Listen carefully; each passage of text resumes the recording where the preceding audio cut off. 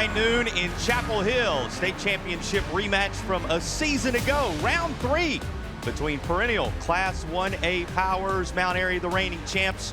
Tarboro here in championship weekend for a 7th consecutive time. With that, we welcome you inside Kenan Stadium, getting ready for the next on the list of the championship showdowns alongside my broadcast partner, former Tar Heel, Eric Gash, Jason Patterson here. And Eric, that really is the storyline. This, in many ways, round 3 between two of the greats in the state. It is round 3, and Jason, they're tied 1-1. And so this is going to be a tiebreaker today. And what the interesting thing is, in 2017, Tarboro won, and they held Mount Airy to 7 points. Last year, Mount Airy won and held Tarboro to 7 points. And so something's got to give, right? And it's going to be Ironman football. Conditioning is going to come into play.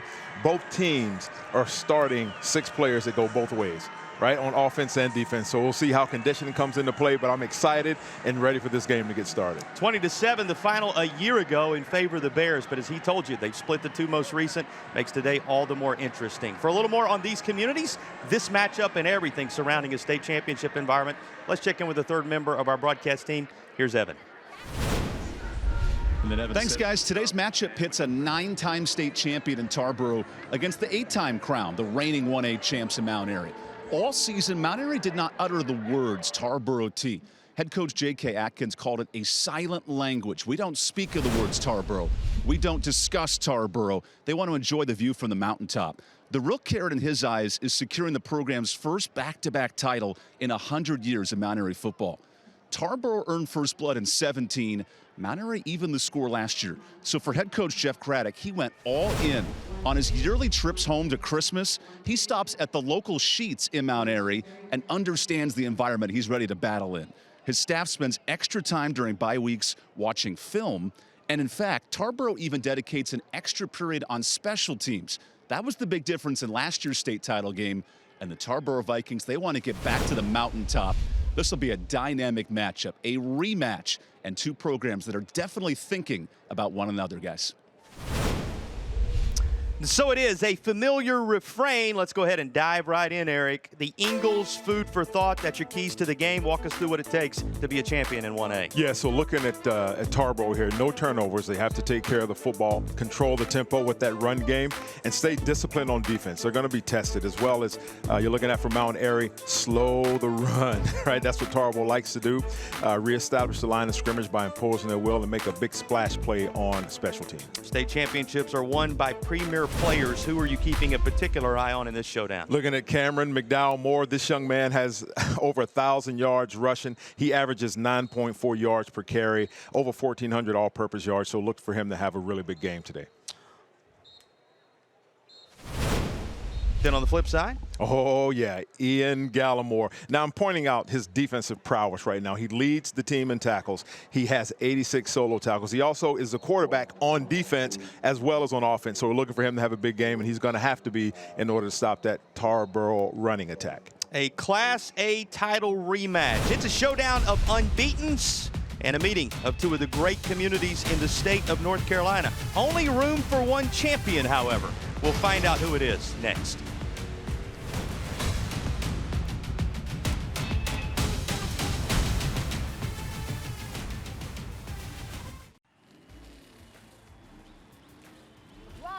For more. Hurt in the car wreck? Don't go up against the insurance company alone. Let the heavy hitters do it for you. Call 800-LAW-0804 and we'll go after all the money they should be paying you. Stay out of the courtroom and get into the end zone. Call the heavy hitters. We're attorneys Tatum and Atkinson. Call the heavy hitters. They'll work to get you more. 1-800-LAW-0804. Look what Grandpa Earl got you. Look what Grandpa David got you. Get the child in your life something really big. Look what Grandpa David got you. Look what Grandpa Earl got you. Gift them an NC529 account. It'll grow tax-free. Look what Grandpa Earl got you. Look what Grandpa David got you. Start saving for their education today with just $25 at NC529.org. Teens are under a lot of pressure, especially when it comes to underage drinking. They may not say a word, but as a parent, you can see the signs. We can help you help your teen. go to talkitoutnc.org. Get great ideas on how to start the conversation about alcohol. So, talk to your teen about drinking. You might be surprised at their reaction.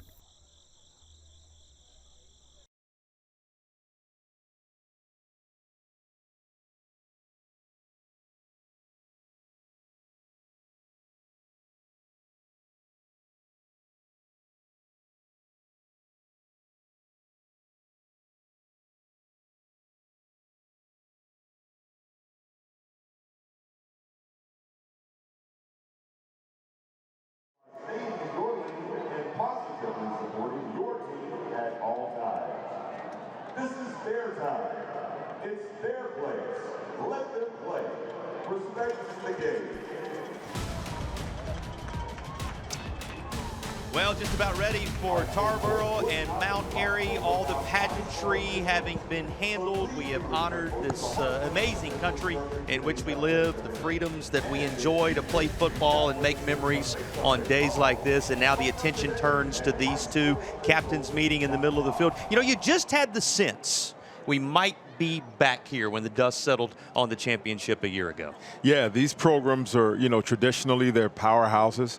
They're well-coached teams, as you can see. You got here unblemished, both of them 15-0 for Mount Airy and 13-0 for Tarboro. And, they're excited about it. I mean, keep in mind, this starts back in July, with preseason workouts. You're in the weight room, you're running wind sprints, you're doing stadium stairs, you're doing all of these things. And to add on to that, you're in class when school starts. And you have to be good citizens in the classroom and good sportsmanship. And it all culminates right here, right now. And we're expecting a great game between these two powerhouses. And once again, it's a rematch from last year. Yeah, business taken care of in Raleigh a season ago. Chapel Hill this time around. You saw Mount Airy win the toss, defer to the second half. So you're going to see that trademark, that famous Tarboro T right out of the gate here offensively in a few moments. But these two head coaches, the job they have done this year, you got a quick glance at Jeff Craddock and J.K. Atkins there. There's a look at Coach Craddock one more time. The job they've done, when you are the hunted, Eric, and you still find a way to bring your team back, as these two teams did in their respective region, it speaks to the coaching ability of both these gentlemen. Yeah, I love what Coach Craddock does when he travels home for Christmas. He stops in the sheets and just kind of feels the pulse of the community and kind of what's going on. I absolutely love it, but, these programs are led by these two awesome men, and they pour into these young men, and these players will remember this for the rest of their lives. The word that surfaced from both sides, respect. The tremendous respect that these two programs have for one another. Now, there's another word starts with the letter R. There's a rivalry involved, and it's an emerging one between these two programs, that's for sure. But plenty of respect because of the way they both handle their business. It is, and you talk about not necessarily bragging rights, but they're tied 1-1. They've both been held, in the losses to 7 points, and so something's got to give, something's got to break. And we're looking forward to it as kickoff is about to ensue right here from beautiful Keenan Stadium right here in Chapel Hill. I love it. There's a familiar face. Walker Stroop places it on the tee. Remember, he was the defensive standout in that championship game last year. Also handles the punting and kicking responsibilities, and he puts a foot into it here, and Stroop's kick is going to be handled at the 20. Well, I say handled. It's still on the turf and is finally going to be covered up inside the 19. But by who? Mount Airy believing perhaps they came away with the football, and truth be told, they're still fighting for it at the bottom of the pile, but our official makes it clear right away. It will stay with Tarboro, so crisis averted for the crew out of the east. Here's how it looked. And I tell you something, that ball is probably like a greased pig. You're trying to get on it, and that ball may have exchanged hands a couple of times underneath that pile. I've been a time or two on some of those piles, and the unthinkable goes on underneath that. But, they dodged the bullet right there, Tarboro did, because that's one of the keys to the game for Mount Airy is make a splash play on special teams, and they were so close to doing it there. Well, here is that now renowned North Carolina formation that you're used to seeing from the crew in purple and white, and this is going to be on the ground as you would expect across the 20 to the 24-yard line. Here's a look at the starting lineup for Tarboro. Yeah, and so when I look at that offense, I wanted to mention all three of the running backs because they all three have 1,000 yards. That's 3,000 yards in the backfield, and so they're going to have a big game today in order to make a dent in this defense here from Mount Airy. 3 1,000-yard rushers for the first time in program history, it may surprise you to know, for Tarboro. And when that's the case, Eric, you have to give tremendous credit to the offensive line. Guess what they do here? They state their will and push the team forward for a first down. There is our initial NC 529 first down of the football game. And the Mount Airy defense on the screen for you. They were the headliners in this matchup last season. Yeah, the big fellow that's on the screen there, 6'4", 221. That senior, let me see, that's Derek Dandy. You got to love this guy. He's 108 tackles and 11.5 sacks on the year. You've met 2 of the 3 that complete the defensive trio. Caleb Reed, the other, whose name you'll hear time and time again as the day goes along. The 2 you met prior, and his effort, one of the great trios you're going to find anywhere in the state. And you know, this is a team that has been really good, particularly against the pass this year. The Mount Airy D, that doesn't help you much today. Right. Doesn't help you much today. You just throw that out the window. We may get a pass or 2. I'm not sure, just to keep them honest, but yeah, it's going to be ground and pound right here. The run hasn't been too difficult for them along the way this year either. This is going to be stacked up right at the 35-yard line. Yeah, you know, and for Mount Airy, you're going to have to reestablish that line of scrimmage. You're going to have to hold your ground. You're going to have to fill those gaps and be disciplined and trust your eyes, you know, what's coming at you, because it's almost like a shell game when you look at that backfield. All right, unique offensive approach, early third down coming, and we'll see who sends the first strong message in this contest. It's going to be that Mount Airy defense staying home, allowing nothing, and forcing the 4th down. Maybe a clinic on how you have to handle things on this particular series of downs. Yeah, I agree, JP, and it looks like they're forcing them into a punt right now, but that's just being sound. You know, when you're on defense and you're pursuing, you want to keep your shoulder square, work your way down the line of scrimmage, and keep everything in front of you from defense, and don't overcommit, right, and just wait for the cavalry to get there. Well, you saw McDowell Moore touch the football. You saw Satterfield touch the football. A couple of carries for Everett, as they did move the chains one time with that Tarboro tee, but set to kick it away this time around are the Vikings. And retreating, letting that bounce at the 15, and that's going to keep on rolling. It takes a Tarboro roll inside the 10-yard line. That will be the field position for Mount Airy. We'll introduce you to the surrounding cast for the Granite Bears offensively and find out what they have on their opening drive of the football game on the other side of the break.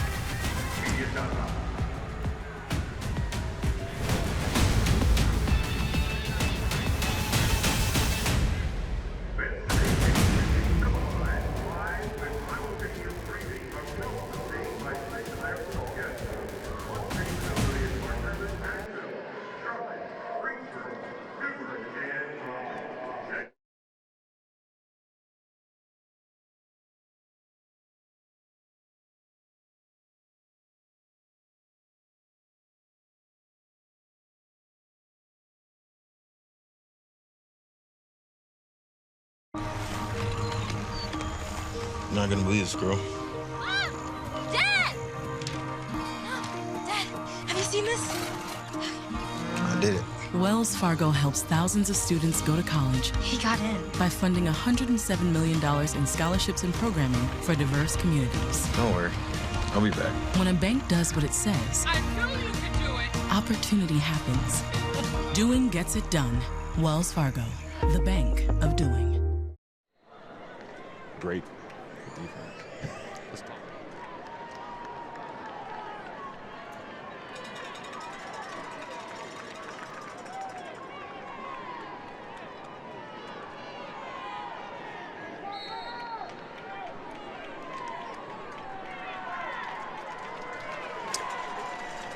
After the Mount Airy defense made its presence known, we give you a look at the Mount Airy offensive starters. The Granite Bears not too shabby on this side of the football either. Yeah, Tyler Mason, number 5. He has over 2,000 yards rushing.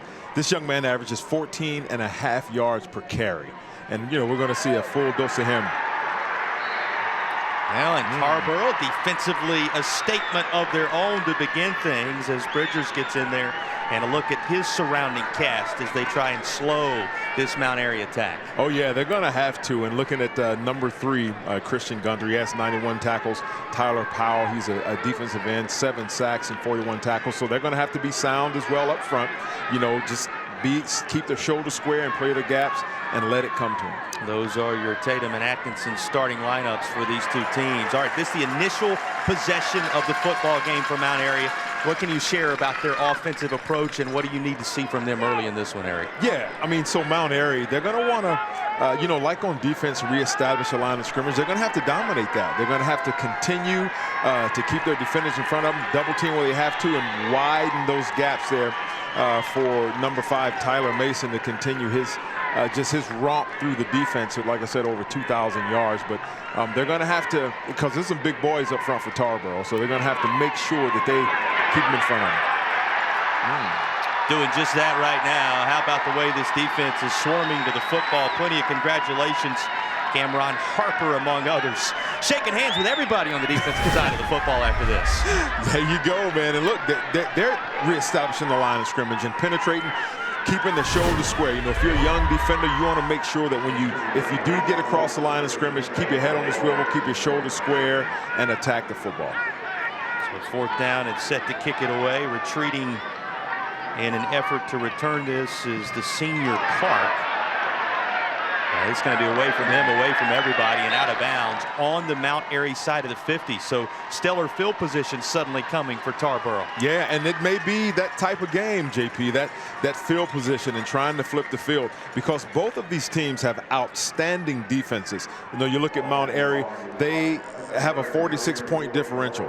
They only give up 5.8 points per game, and in Tarboro, they only give up about 7 points per game with a 37-point differential. So it's going to be who can impose their will first, and we've seen both defenses bend but not break here. We talked about that trio for Mount Airy, right? The trio of Strop and Reed and Ian Gallimore, 318 total stops this season between that group. Yeah, that averages out to over a century apiece. There you go. About it. That's right. Pretty good group leading the charge defensively. Yeah, those linebackers, you know, and this is, you know, the D-line up front, man, it's not glamorous. You're going to have to occupy 1, maybe 2 blockers to free up your linebackers to flow through those gaps and make those tackles. And, yeah, we see them. They have 100 apiece, and they're going to get their work in today. I guarantee you that. Here comes a 2nd down play on the Mount Airy side of the 50 for Tarboro. The team's looking for that first moment offensively, and they continue to keep it on the ground. Continue to feed the combo of McDowell Moore, who you've seen. Here's Everett again getting the carry, the sophomore. The luxury of having 3 backs with over 1,000 yards rushing. It's kind of mind-boggling. It is, and you know, partly because, JP, it's hard to game plan for it. You know, the quarterback does a great job of kind of that shell game, you know what I mean, when you're trying to find the shell, and he's moving and flipping it, and those linemen are firing it off the ball. Well, on 3rd down, they're going to give it to McDowell Moore, fumbling the football as he crosses over. It looks like it was covered back up by Tarboro, and it's going to be enough to move the chains with a NC 529 first down. Well, first down secured by Cameron McDowell Moore for a little more on McDowell Moore. Boy, lost the football there. Somehow, looked like he was knocked right back onto the football, Eric. He's going to be a key factor today. Let's check in with Evan for a little more on number 2 White. That's a lucky bounce for Cameron Early. He just turned 15 last month, and last year as a freshman, not even Todd Gurley, he was the first freshman ever to be on the varsity as a running back. And head coach Jeff Craddock's noted he has the quickest plant and explode on the earth he's ever seen. That leaping ability and that quick cutting is what makes this running back special. Well, and I'll go back to the point he made at the start of that hit there, Eric. A fortuitous bounce. Yeah. And it looked like he was knocked right back onto the football by somebody on that Mount Airy side of things. So stays with Tarboro. This is not music to the ears of the fans on the far side who have made the trip over from the eastern part of the state, as they'll be backed up and now behind the sticks at 1st and 15. But the good news for that group, Vikings do still have possession of the ball and plenty of downs to work with, as this is the first down moment. Through the heart of things, right down that left hash is Satterfield. But in what way, as you compare and contrast them, do these backs bring different things to the table? When you talk about McDowell Moore, who we just heard a little more on from Evan, when you talk about Everett, when you talk about Satterfield, give us a sense of each one of them, Eric. Yeah, I think you're looking at, maybe here with Satterfield, just a powerful runner, right? He's going to get you those hard 2 or 3 yards. Whereas the young fella, he's going to maybe, get out on the sweeps and the darts. And you run him kind of like on sweeps and reverses and things like that. He's going to line up and be a lead blocker, but he probably doesn't want to, right? But I tell you what, they're very effective with each one of them. Over 1,000 yards rushing. The battle really going to be won in the trenches on this day, though. On this occasion, the give to Caden Everett is met by a host of Granite Bears. Yeah, you look at number 32 there, Derek Dandy. This young man, he's something special. And you see Joyce there, D-line as well. Sophomore. Both of these teams are kind of young, JP. And I tell you something, it's going to be exciting. And remember Joyce now, he worked his way through the right side of the punt formation to block a kick, set up a short field in one of the key moments of the championship game a year ago. So that's the other thing we haven't maybe talked about yet, as the incompletion gives another lift to those on the near side who are representing Mount Airy, is all of that experience of having secured the victory a year ago for Mount Airy, and so many of those players back, Eric, something you don't always get in the state championship environment. And I'll tell you something, that experience means a lot, because this environment is bigger than they've played in all year. And for some who's on the team for the first time, is the first time ever playing in this environment. And so going to that, just having that experience and saying, hey, calm down, breathe, control yourself, that leadership means tons in a game like this. Well, it was set up as great field position for Tarboro. And now standing back right at the top of that North Carolina logo to kick this down inside the 5, and it's going to roll on into the end zone for a touchback. So it will be Mount Airy football on the other side of the break. These two familiar foes settling in. Don't pay those high credit card rates for your holiday gifts. Dazzle her with diamonds and pay no interest for up to 24 months on your purchase at Windsor Jewelers. Saturday, December 9th, shop interest-free on all in-stock loose diamonds and diamond jewelry. Only at Windsor Jewelers. From coast to coast, from the Great Lakes to the Gulf, at Spectrum Reach, we make local businesses big and big brands look local. We help businesses grow with the best content, insights, products, and people. We are proud to partner with businesses in your neighborhood, like this one. Smithfield's Chicken and Barbecue. Break away from the everyday to Smithfield's Chicken and Barbecue. Welcome to Spectrum Reach. Let us show you around the neighborhood. Don't pay those high credit card rates for your holiday gifts. Dazzle her with diamonds and pay no interest for up to 24 months on your purchase at Windsor Jewelers. Saturday, December 9th, shop interest-free on all in-stock loose diamonds and diamond jewelry. Only at Windsor Jewelers. Renowned football communities meeting in the middle in Chapel Hill, Bell Tower. Picturesque day for the noon kickoff of the Class A state championship game between two teams that met across the way in Raleigh a year ago. 20-7 the final in Mount Airy's victory over Tarboro. But as we shared in the open, for those of you just finding us, round 3 between these two in recent years. And a toss near side up across the 25. And there is Tyler Mason. He is a Virginia Tech commit, the 3-star running back and one of the senior leaders on the Mount Airy side of things. Granite Bears going to rely heavily upon him today, Evan. Not only highly relied upon, he's the all-time leading rusher at Mount Airy, 5,900 yards. You add in 110 touchdowns. But the best part, he's honoring his uncle Rodney, who ended up playing at Wake Forest. Was a running back in this backfield, and we saw Tyler today. He said the job's not finished, quoting Kobe Bryant in a state championship game. Well, they know where the end of the season is. You know, you talk so much about being able to continue to practice when the turkey's on the table and when the Christmas music is playing, being able to be a part of the conversation. These are two teams, isn't always the case in a state championship environment, but these are two teams who expected to be here and expect to close the deal. Yeah, you look at the big fella, Naquavion Davis, number 65 there, is winning those. The trenches is almost like a totally different game is going on. You have to win those battles each and every time individually. And if you can win that, if you can impress your will in the trenches, you'll have a great chance of winning this game. And Quavion Davis, a reminder of the type of Ironman football you're going to see throughout. He starts on both the offensive and the defensive line for Tarboro. So many of these players who will spend the majority of the day out there, even when they change sides from one possession to the next. An NC 529 first down. All of our first downs in this first quarter brought to you by NC 529. It's never too late or too early to start saving for education with NC 529. First down toss. Mason again. Flag comes in behind this. Likely to be walked off against Mount Airy. You see the reaction of the QB, Ian Gallimore, which tells you everything you need to know. Yeah, and you see, yeah, it looks like they may be coming back. But, you know, you see him running that veer.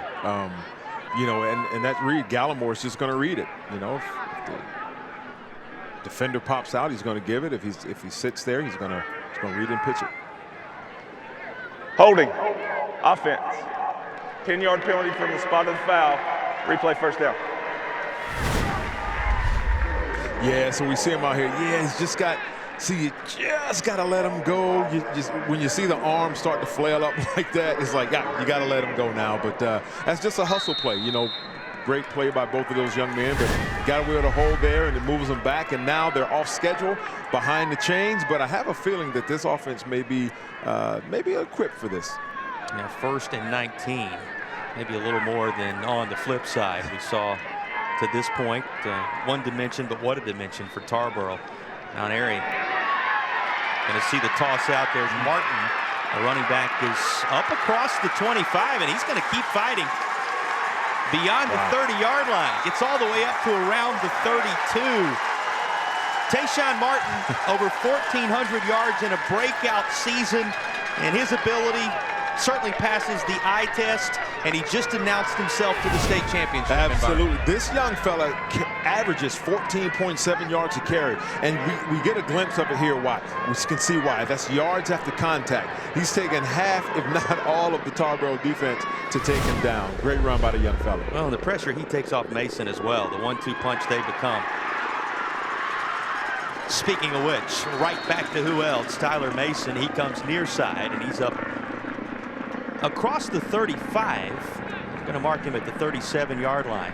Still about 3 yards shy for Mount Airy. Yeah, and that's just a speed option. Reading that defensive end, he bit quickly, and so he went out. Look at the blocking by the receiver. Great play by the defender there. And what I love about this, look, after he tackled him, he helps him up. You talk about sportsmanship. That's fantastic. Back to that respect factor that exists between these two programs, who expected to face off against one another at the end of the year. 90 seconds remaining in the opening period of play. Defense, the order of the moment, as neither team allowing anything thus far, and defense stands tall one more time for Tarboro. 4th down is coming, as 3rd down is good for only about a yard. Yeah, and Gallimore helps, you know, one of the defenders from Tarboro. Man, this is going to be, I love watching good, hard football being played, but sportsmanship as well. And I tell you something, JP, it's adding up to be a defensive struggle. And the other thing you notice about this game right away, and it's what you expected coming in, two teams that keep it on the ground as much as these, this one's going to pass by rapidly. It sure is. Inside the final minute of the opening quarter, Coach J.K. Atkins and his staff looking on as the offense stays right out there for 4th down, and before the play runs, timeout is going to be called for. You know, those guts are there, right, on the 4th down calls, but sometimes right before the snap. Wait a minute, let's talk this over at least a little more. That's the case for Mount Airy here. Yeah, and you just want to make sure you have your best play, because if they don't get it here, they're giving up some pretty good field position to Tarboro.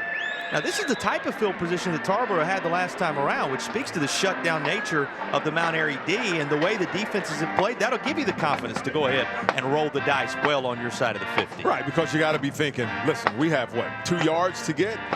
We're in the championship game. We have to be able to get 2 yards, right? So he's going to be talking to the offensive lineman to let them know, hey, fellas, right now we need it all. You got to, it's a big push. And then on the flip side, on Tarboro, it's like stay disciplined, watch the football, because they may try and give a hard count to get them to jump off to get a free 1st down. But it's going to be important right now that in the trenches that you win your individual battle. If you're Mount Airy, the Granite Bears, that you drive them back. And likewise, if you're Tarboro, that you don't give an inch and let your linebackers fill the gap. Well, maximizing the outcomes on the possessions you have, because you don't know how many they're going to be today. Help lead to these kind of decisions. 4th down, offense remains out there for the Granite Bears. And spinning around up near the marker, it would appear that Tarboro was able to withstand the push up front and turn this effort aside. Vikings did. Turnover on downs at the 39-yard line. Huge play by Cole Craddock. You know, look at the head coach there high-fiving and congratulating him. That was a huge stand because, listen, that was just 2 yards, JB. And I'm going to tell you something. 2 yards in a state championship game. Did you say Cole Craddock? I certainly did. This young man, second of the sons of head coach Jeff Craddock, to play for his dad. He talked about this week and sharing with us how special it was to have Cole out there. The fact that he's going to have him another year when all is said and done here. But he talked about the unique nature of this team for him, because all of them being Cole's age means they've been in his home since they were young children. That's right. He said, I probably know this team better than any other that we've ever had, simply because from the time my boy was young, they were in and out as his best friends. They've stayed that for a lifetime across the course of their career, and today they compete for a state championship. Yeah, those relationships matter, and he, you know, Coach Craddock can look at him from a different perspective. They're going to hear him differently because they've been in his house, and he's probably cooked for him and spent the night and had all these great memories together. They're going to take the coaching. Key moment for the Craddock family. For a little more on that connection, let's check in with Evan Fieldside. Evan?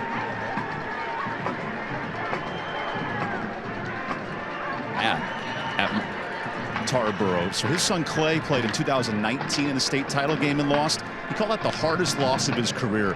Now with his second son, you mentioned raising that family, bringing it together. And when we come back, that Craddock family will look to get on the board here after this first quarter. Don't settle for limited options online. Come into Meg Brown Home Furnishings, where you can sit in a sofa that's made just for you. We can help you customize your furniture to reflect your own unique style. Come visit our 15,000 square foot store and outlet for the best name brands in furniture. Our team of talented designers is here to assist you with your furniture needs. Come see us, Meg Brown Home Furnishings, just off 540 in Bermuda Run.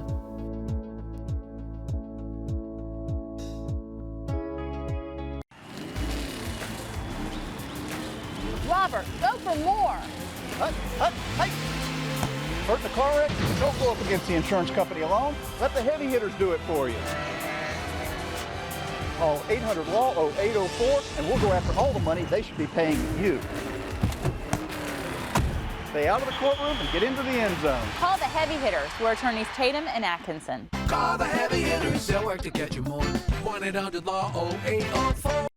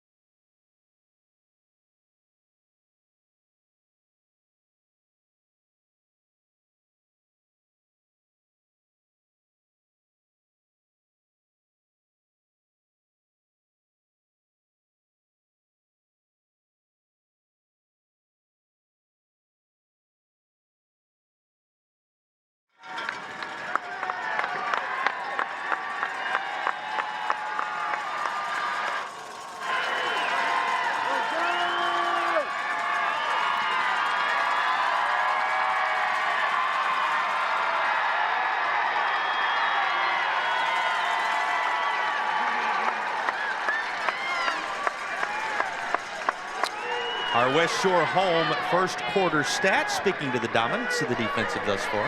Yeah, evenly matched. I mean, look, there it is. You know, penalties, you know, not a big discrepancy, 5 yards there. Time of possession about the same. Yeah, it's going to come down to defense. Tarboro with the football and smothered up after the handoff. Boy, host of jerseys there of that darker variety to get the job done, including D. Dawkins, who is standing right over the top of Caden Everett when all was said and done. I'm going to give you one more number here, and it's a number from both sides. We talked about how both these teams rush the football, and that's about it. How about these defenses? On the year, 3.9 yards per carry allowed by Tarboro, 2.3 yards per carry allowed by this group from Mount Airy. You think about that and the challenge it provides today. Another dose of Everett, who is going to work his way beyond the sticks, and there is our initial Hardee's first down of the contest. Hardee's the sponsor of our second quarter first downs. Hardee's, goodness in the making. Yeah, it looks like a little counter there. Once again, you have to stay true to your eyes, what you see, read your keys. You know, if you get a false read and takes you out of the play, that's one thing. But if you're on defense, flow goes away. We're always taught as a linebacker or defensive, flow goes away. You squat, keep your head on the, keep your shoulders square, and look for a play coming back. Again, Everett tries to look for some room, maybe a yard or two. What were your takeaways from the first quarter, Eric? Defense wins championships. There it is. I mean, you hear it all the time. If the offense can't move the ball, they can't score. I think it was, what, 1 first down and 2 by Mount Airy or by Tarboro. And, you know, defense is going to rule the day. And we see it playing out here. Here we are at the doorstep of the red zone. And it's, what, 2nd and 9? Yeah, talking out NC red zone, looking for a little love right now after that first period of action. And they work their way into it, this Tarboro group, across the 25, just inside it. And another third down coming now. On third down, both teams 1 of 3 in that first quarter of action. Here's a look at that last play. Yeah, just a quick fullback trap, trying to hit them hard, trying to get them flowing. You know, you give them some eye candy with the backs flying out of there and hoping that those linebackers will chase it and fly out as well. And those D linemen going to have to just squat, don't give up an inch, and take what comes to them. Third down, they're going to call it 6. This over the left side, but again, a number of Granite Bears right there, and providing the stop this time around is Caleb Reed. Mentioned Reed as a part of that trio. Reed, a guy who rushed for 43 on 9 carries in the state championship game a season ago. Most outstanding offensive performer honors, and he added 9 tackles on that occasion. Already beginning to roll some numbers up here in the first half, the second time around. I love it. Senior linebacker following his keys, and when he arrives there, he's bringing everything with him. Now going for the 39-yard try, low trajectory, but it is through the uprights. And the first points of the contest secured on a Tarboro field goal. On a day where points seem as if they may be few and far between. First blood drawn by the Vikings.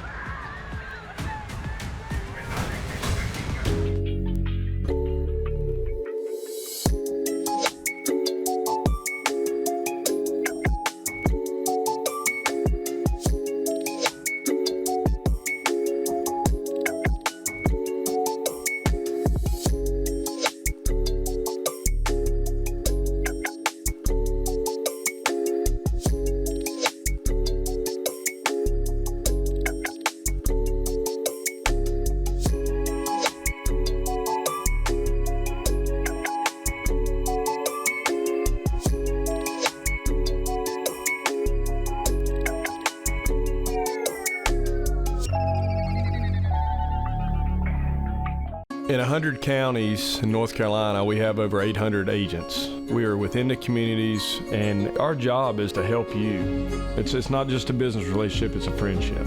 North Carolina Farm Bureau Insurance. Helping you is what we do best. Well, the halftime report not that far away, it seems. You'll want to stick around for the Honda Dealers of the Carolinas halftime report. Find the perfect Honda for your home with Happy Honda Days, which are ongoing. See your local Honda Dealers of the Carolinas today. We're going to have an interview with Commissioner Q. Tucker. You'll find a lot more about the North Carolina High School Athletic Association. Stats, highlights, a whole lot more coming your way as part of the Honda Dealers of the Carolinas halftime report. Set for our Smithfield's chicken and barbecue kickoff after a 39-yard field goal from Gaspar, which puts the Vikings of Tarboro out front 3-0. And here comes the return as it is going to be Martin all the way back near the 30, 28-yard line where the drive will begin. So, okay, points for Tarboro. Yeah. And a 3-0 advantage. Yeah, and it may come down to that, you know, special teams. And this is the first kickoff that we've seen in 2 championship games right there where they kind of pushed them back. Kickoff and kickoff return is one of the hardest things to practice because you can't really do it full speed, especially at a 1A school when you don't have, you know, you just have limited personnel. To do it full speed, man, you're going to run through your team too quickly. And so, yeah, good coverage, good return. Granite Bears being asked to answer here. Weaving through is Tyler Mason. What have you seen from the Virginia Tech commit in the early stages here? The 6'1", 195-pounder at the running back position. Elusiveness. I see power. Shifty, puts his leg, you know, puts that foot in the ground. He gets north-south. And you know, his first half, you know, they're still poking and prodding and testing and seeing what they can get away with. And, you know, knowing, excuse me, Coach Atkins there, he's setting up for something that's going to come in the second half. Play action pass, you know, tight end or receiver right straight down the seam. It'll be interesting to see how that develops. We talked about Reed, the offensive performer in the state championship game a year ago. Obviously, the returning most valuable player from the championship contest is Tyler Mason, whose praises we've been singing throughout this first half. 23 carries for 139 yards, and he scored all 3 of the Bears' touchdown en route to that most valuable player award a season ago. So he's one of those you file away in the been there, done that category, trying to make sure the second time around is just as enjoyable as the first. Yep, Tech is getting a good one. That young man, you know, good size, huge upside. Third down, they'll sweep it this direction. Mario Revels carrying the football. Another of those seniors as he is rushed out of bounds. And this is near the sticks, but not beyond them for Mount Airy. That's right. Yeah, 4th and 1. You know, and what's interesting there, you know, there's team speed on both of these defenses. And to negate the speed, you run right at them. And that's what they've been attempting to do. But then they tried the little stretch play there, and they got a couple of yards going to lead them. I suspect they're going to hit it straight up the middle. What's good for one is good for the other. Now nearly drawing the Vikings offside. Ian Gallimore comes back up toward the line now, barks out another instruction or two. We'll see if he snaps it. He does. Guess who? Plenty of room. Much more than the first down required. And into Tarboro territory is Tyler Mason with a first down of the Hardy's goodness in the making variety. Yeah, you can only hold them down for so long. Great play. That's just a power play where you block down on the play side, you pull that backside guard and tackle and lead them up through the hole. That was a great play design by the Granite Bears. 9 carries, and that one pushing the statistical category a little higher, as it is the longest of the afternoon so far. 20-yard rush. They toss it right back to Tyler Mason, and he is swallowed up. White jersey swarming everywhere this time around. He's just behind the sticks. Going to be 2nd and 11. Yeah, once again, that team speed, you know, there by Tarboro, that defense, as you run east and west, man, it gives those linebackers, it gives the DBs a chance to flow. Now, I suspect that they may be doing this to set up something, you know, maybe reverse pass.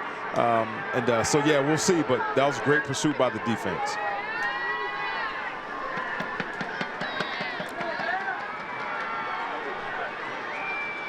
Second and 11. Going to be right up the middle with Gallimore. Well, we've been talking defense for a little more on some of the individuals on this Tarboro defense. Let's go field side, check in with Evan once more. Omar Lewis is a senior defensive back. He's committed to East Carolina as a DB. And this week, Tarboro has a yearly tradition of practicing on turf fields. They went to East Carolina, spent the whole week practicing. Omar, of course, plays quarterback, but his strength is making tackles on defense. He's made a couple of nice plays early, guys, and what a week playing at your future school and now trying to win a title for your current program. One of the things you love about the quarterback slash DB is he doesn't have to do much change to the wardrobe, right? He's got those colors right where it needs to be a Pirate, and what a thrill it must have been to cap the year by practicing on the field where he will soon be playing on Saturdays. We'll see what kind of impact he has on this Saturday. Here's our call. Offense, 5-yard penalty, 3rd down. Not every day you get to play on a Saturday in high school, but he's one of those that'll make Saturday participation a habit moving forward. Tremendous player on both sides of the football. Sure will, and I can only imagine there are a couple of players out there that's going to be, continuing their football career on Saturdays. Hopefully some right here at the University of North Carolina at Chapel Hill. Oh, well, there you go. Here's the pitch. You knew we couldn't get through the entire weekend without that taking place. 3rd down and long coming for the Granite Bears of Mount Airy. To the skies. Deep shot. Turning to locate the football was Rebels, but it'll be just out of his reach and fall incomplete when all is said and done. May not happen often today. You have to honor it effectively when it does. That's the case for Clark and company here as they turn aside the deep shot. Yeah, and there may have been a question mark with Tarboro as far as their pass defense and how well they're able to defend it. We see right there the young fella, Shamondre Clark. Man, you see him defend it really well. You give Shamondre Clark credit, Eric, because he did turn to face the football at the very end of that, and that's so often what they look for. Now the punt coming, kicking it away from right around the 40-yard line, Mount Airy. This is going to take an unkind hop, and there to secure it before it goes further in the wrong direction was Tayshawn Martin, and it will be Tarboro football with 5:17 to play in the opening half and a 3-0 advantage for the Vikings. Evan talked a little bit ago about the opportunity to go to East Carolina when you see the future Pirate filling up your screen there. He said we've made that a habit, and as they've made a habit of getting here in the state championship environment, matching his jersey number 7 in a row in the state championship environment, which is just remarkable to even consider. But one of the things that is the treat, that is the payoff for this team, is they get to go there, play in a turf environment, particularly when you're going to be here and understand what that is like, something they don't do across the course of the year. And the other piece of it, just a reward for a job well done.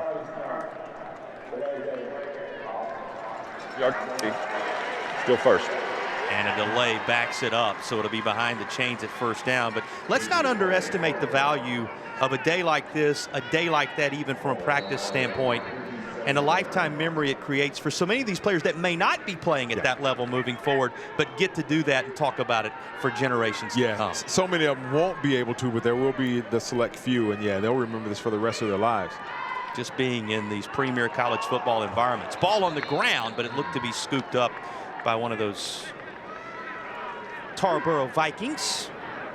Perhaps Tyler Powell maybe getting back on that when all is said and done. Sorry, JP. Second time the ball's been laid on the ground, and that's just pursuit. That's attacking the football. And, it's going to take a play like that. It's going to be something special to happen.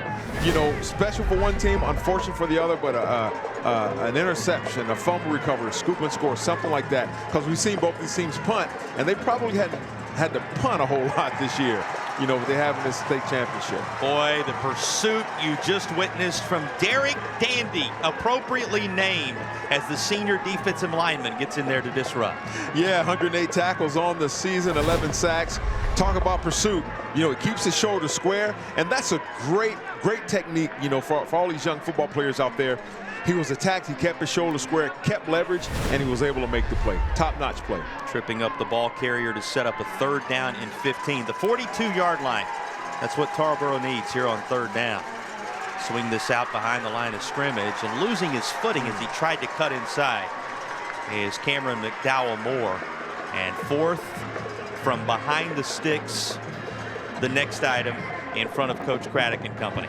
Yeah, and I imagine this is kind of uncharted territory for both of these programs because they're undefeated and the point differential is in the 30s and the 40s. They hadn't been behind the sticks a whole lot. I can only imagine that. They've always been on schedule, but right now they're faced with a 4th and 12, and they're having a punt again, which probably, I don't know the stats, but I'm sure they hadn't had too many punts in the game before. Is kicked away. And waving as if he was going to fair catch the football, but then letting this roll, and it hops back toward that Tar Heel logo. And Mount Airy will start from up near midfield. When you return to Chapel Hill on the other side of the break, just a field goal on the board between these two late 1st half.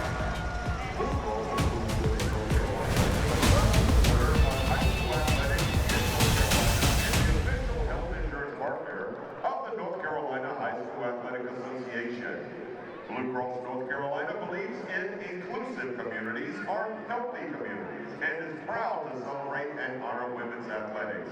At Blue Cross North Carolina, we resolve to be a champion for women everywhere. Truist is a proud partner of the NCHSAA. Supporting our athletes and their families is just one of the ways they deliver on their purpose to inspire and build better lives and communities. Keep an eye out for their teammates in purple today. They have fun giveaways to help you cheer on your team. Truist Bank, member FDIC.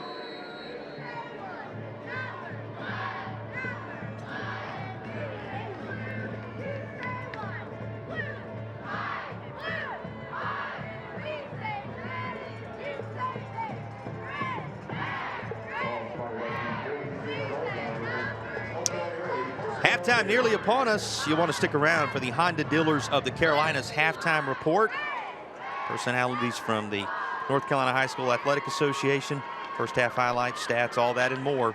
And a reminder to see your local Honda dealer of the Carolinas today. Happy Honda Days ongoing. Well, you and I kind of looking at one another in the break. 5 total first downs between these two teams. The yardage sitting at 64 yards on one side, 55 on the other. And oh, by the way, we're inside 3 minutes now remaining in the half. Right. It's gonna, don't blink. It's going to go quick. And I have a distinct feeling that Tyler Mason, he's going to break one. I mean, this kid he's poking and prodding, and he's almost there. That line is. Uh-oh, did a ball pop out, JP? Maybe loose. You heard the reaction from the fans and saw everybody swarming to the football. But in the end, it is Tyler Mason coming out of there with the rock in hand. So it stays with Mount Airy. Yeah, and that's what it's going to take. You're taught as a defender, especially now more than ever, punch at the ball, kind of try and rip it out. And as they get in these piles and still fighting for yards, the first defender's going to grab them. The next one's going to come in and try and rip that ball out. We've seen the ball hit the turf a couple of times today already. Well, here's a third down. Mount Airy will not line up to kick it again as they're able to secure the first down. How about this rush by Ian Gallimore on the keeper? You can move the chains. That's a Hardy's first down. Yeah, it looks like, he faked it to Mason. Of course, he's going to attract a lot of attention. It was just a cue keeper up there for the first down. So it was a great run by Gallimore there. First down, the Hardy's first down coming your way from the 40-yard line of the Tarboro Vikings. Now going for the lower body of Tyler Mason, but he's a little tougher than that to bring down, and he will not be stopped until the chains move one more time. Here's a Hardy's first down run. And you're reminded when you see him on the move again, Tyler Mason that is, that we will have a player of the game selection, something he's familiar with from a year ago. Tatum and Atkinson, player of the game, will be selected before this noon championship game comes to fruition. Another dose of Tyler Mason. Yep. And flags come in as he tried to cut back toward the hash at the 22-yard line. They'll have to sort this out with 1:15 to play in the half. Yeah, I think that's going to be holding on one of the receivers there. It's so hard because as you're blocking as a receiver, you don't know what's going on behind you, and then all of a sudden the back comes running out, and your defender can see him, and he skirts out, and you kind of hold on and grab a little bit. We'll see if that is the call, but I have a stinging suspicion that it is going to be holding out there on the offense. Holding on the offense. 10-yard penalty from the previous spot. Replay first down. Backing the Granite Bears up on this sequence. Yeah, getting them off schedule, and they all saw it at the same time as the flags come in. And once again, it's hard for a receiver because you just have the defender in front of you, and the defender can see what's going on. And as he tries to release, sometimes you just kind of get a little extra cloth in there. But they're behind schedule again at 1st and 20.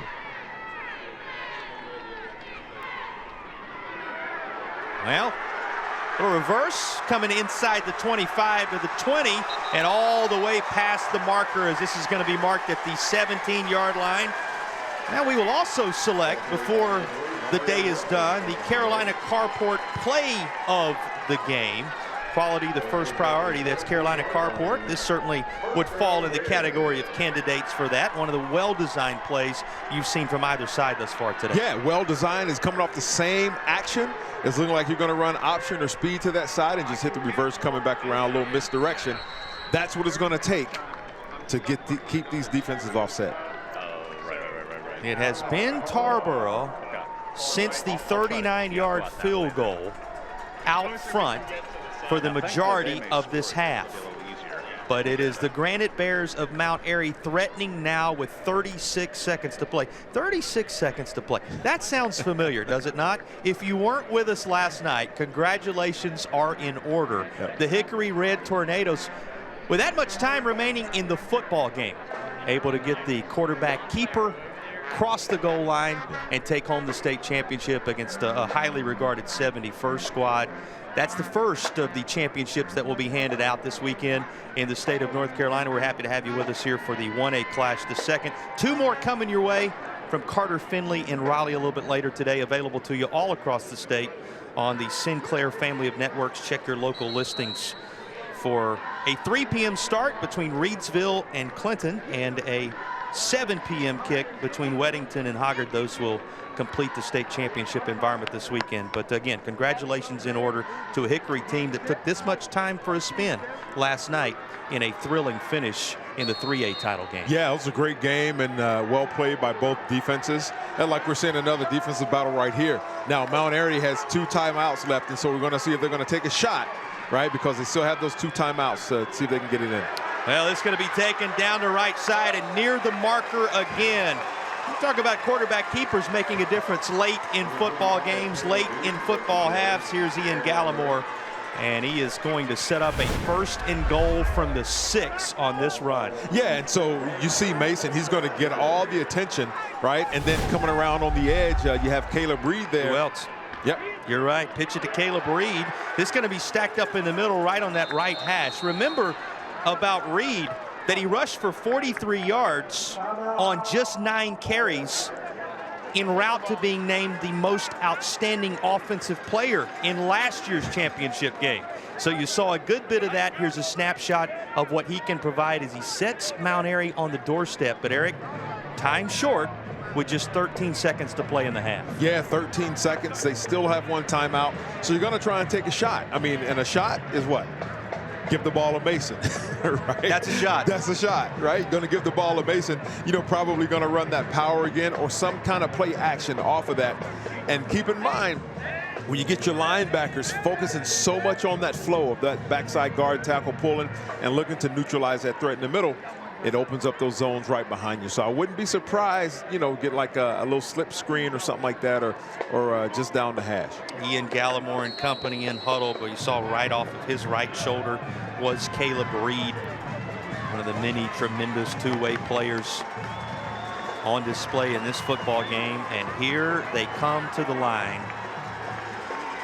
2nd and goal from the 3-yard line, with 13 seconds remaining in the half, and the lead up for grabs headed to the locker room. Gallimore gives off as you expected to Tyler Mason, but Tarboro was waiting. Yeah, great defensive play right there. Just staying disciplined, not giving any sort of ground, reading the keys. That's the luxury of having the timeouts. You can take a chance like that. Timeout taken after this run.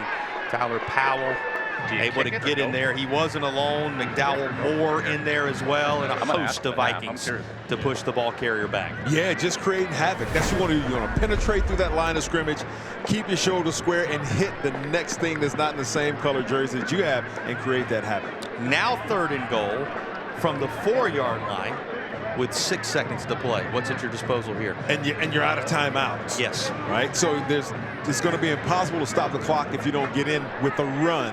So maybe look to, you know, take a shot, you know, kind of over the top. I noticed down here, you know, on the sideline closest to us, they were playing man coverage, but it was like a loose man, almost like they didn't respect it. I was like, they're not going to throw it out here. They're going to give it to the big fella up the middle. So we'll see if they take a shot, because with the pass incomplete, it stops the clock. You score. Obviously, you get a kick extra point. 1 pass attempted thus far.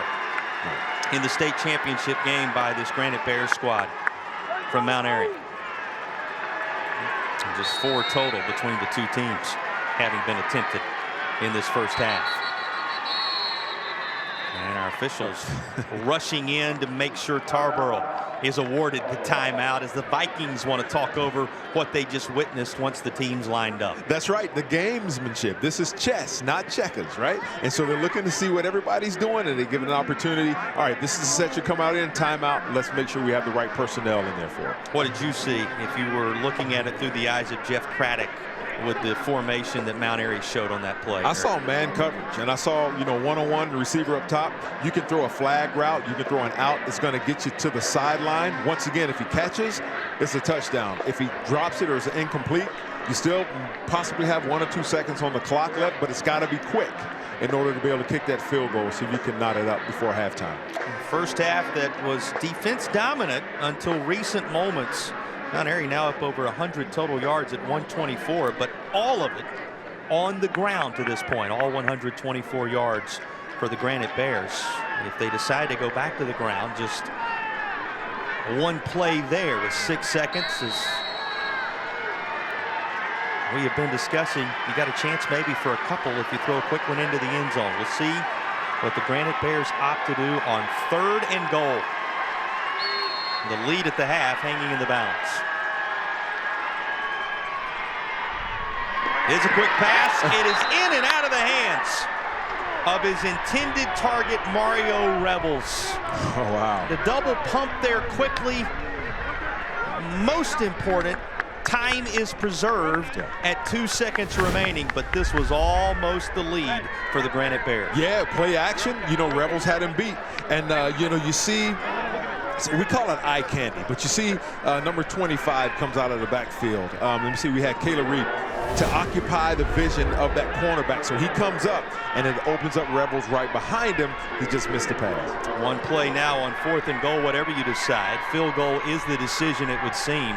Here's a 21-yarder, and it is no good. So a couple of field goal attempts. Tarboro connecting on theirs for 39 yards.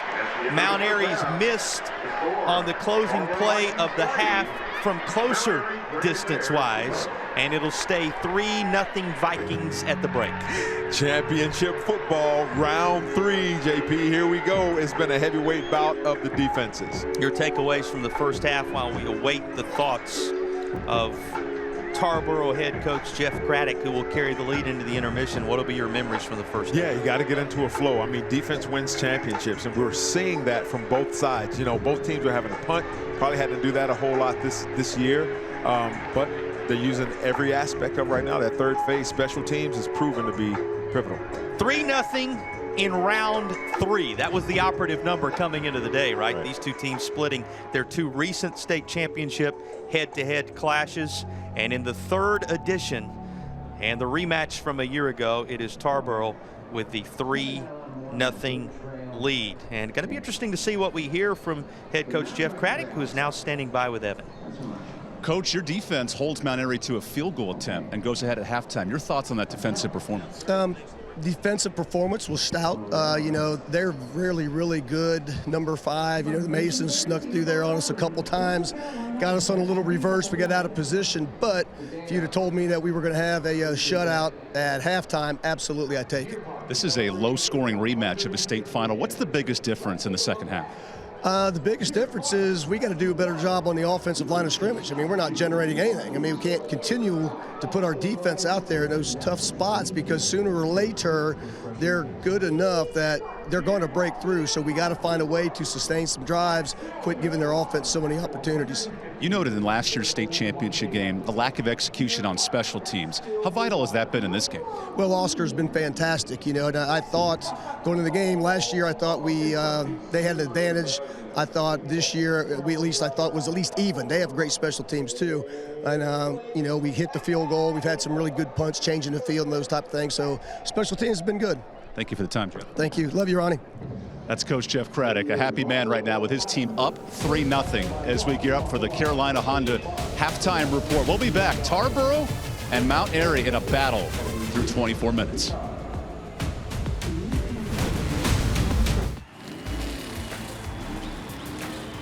Robert, go for more. Hey! Hurt in a car wreck? Don't go up against the insurance company alone. Let the heavy hitters do it for you. Call 800-LAW-0804 and we'll go after all the money they should be paying you. Stay out of the courtroom and get into the end zone. Call the heavy hitters, who are attorneys Tatum and Atkinson. Call the heavy hitters, they'll work to get you more. 1-800-LAW-0804.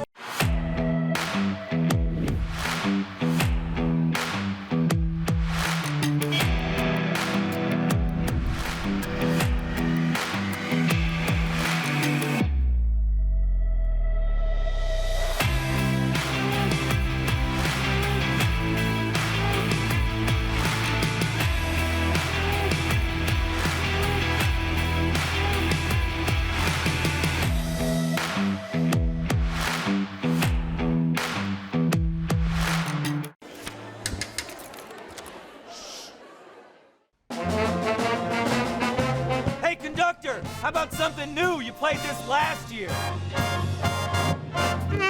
Come on, get your head out of your sacks. Shh, we're trying to hear. Well, I'm sick and tired of hearing your kid play the wrong notes. Where's my kid solo? At least you can see your kid. Why is my kid stuck way in the back?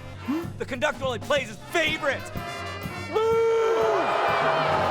kid heard that solo! You say mine did? Yeah! Come on! What's wrong with you?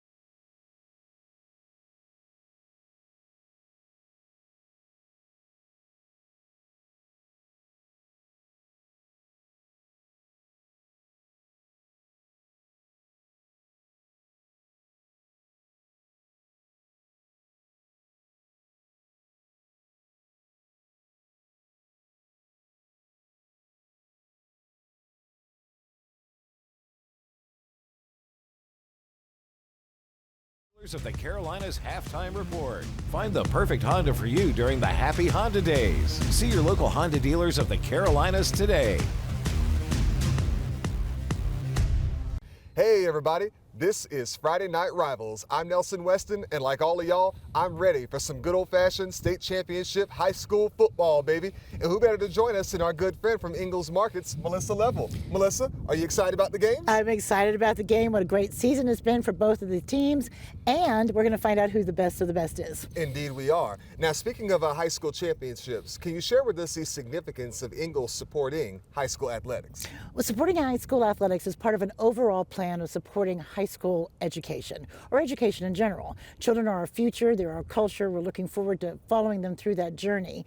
So athletics is just a very big part of our community. People love high school football, and they love our kids. So good place for Ingalls to be. Absolutely. And speaking of Ingalls, you and I both know that Ingalls is undoubtedly the place you want to shop for all your delicious, mouth-watering tailgating specials. Absolutely. What all can we expect in these specials? What kind of food are we talking about? We can keep it simple. You can go right to the wing bar and pick up a set of wonderful wings, all sorts of different flavors, a great big salad, or you can go to the deli and get a wonderful fresh-made sub with boar's head meat, or you can just get a little creative, go back and get the best meat of town, grill up a steak, get yourself a salad from the fresh produce in the deli, and a little bit of a baked potato on the side. A steak and a salad and a baked potato on the side, that would definitely hit the spot right about now. Yeah, definitely, wouldn't it? Absolutely. I'll see you there. Of course. You and I both know that when it comes to the Tools for Schools program, it is very impactful in the community. But those who may be unfamiliar, can you share with us an overview of Tools for Schools? And more importantly, can you also share with us how does somebody get involved with it? Tools for School is a partnership between Ingalls, our customers, and our school community. It's through the Ingalls Advantage Card. Every time you shop at Ingalls and use your Ingalls Advantage Card, if you register with the school of your choice, you are going to be donating to that school. Teachers then can buy supplies, big or small, all the way down from pencils all the way up to air conditioning systems, band uniforms, all sorts of wonderful things. It keeps the teachers money in their own pocket and allows them to stock the school supplies with what they need. That's terrific. Melissa, keep up the great work. Thank you. All right. Let's get her done. Let's get her done indeed. Folks, this is Friday Night Rivals, and now, time for some championship football. Let's get it. 'Twas the day before Christmas, and at the North Pole, the elves were all gleeful, mind, body, and soul. From making to baking, content as you please, when off in the distance they heard a loud sneeze. Hello, I'm in need of normal human cold medicine. One last stop to top off the tank, and Santa's a go, with Ingalls to thank. Merry Christmas from Ingalls.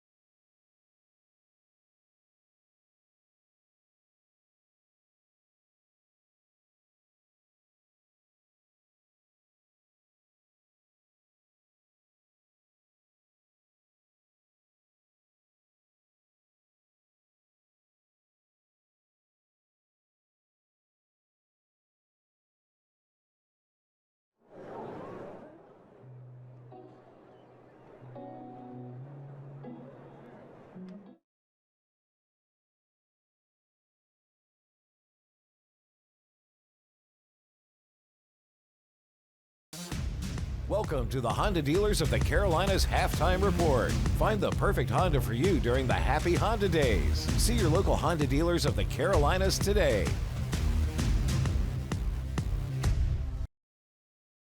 Commissioner Tucker, we appreciate your time. Thank you very much for having me. This year's seniors came into the program in 2020 when COVID started. How special does it make this year's state championship games given the uncertain start? This certainly is a moment that they can really cherish because they started with uncertainty. Maybe they made it to that playoff, that shortened playoff season we had. Maybe they made it to that championship. But then the idea that if we continue to be a part of this program, maybe we'll get back to what is normal, and we'll be able to start in August, and we'll be able to get back to a state championship that is held in December. And so for some of these young people, that is actually what's happening. And so there's a sense of accomplishment, I think. There are plenty of familiar teams in this year's championship games. What do you think makes these programs successful year in and year out? Some of them have little league programs where their coaches are involved. Maybe they're not coaching those teams, but they have an opportunity to talk to those little people. It filters on upward into a middle school and then a junior varsity program. And if those programs are successful, then ultimately your varsity program is going to be successful. And I think that's why we see a lot of these teams showing up year after year after year playing in this final game. What has been the biggest challenge for the association in the last year? Well, I think there's several things. One is just the ongoing concern we have as it relates to officiating. We certainly are encouraged that we're getting new folk to go through the process, get some training, and then get out on the court, on the field, whatever the case may be. I think the other challenge that we have continued to deal with is just behavior.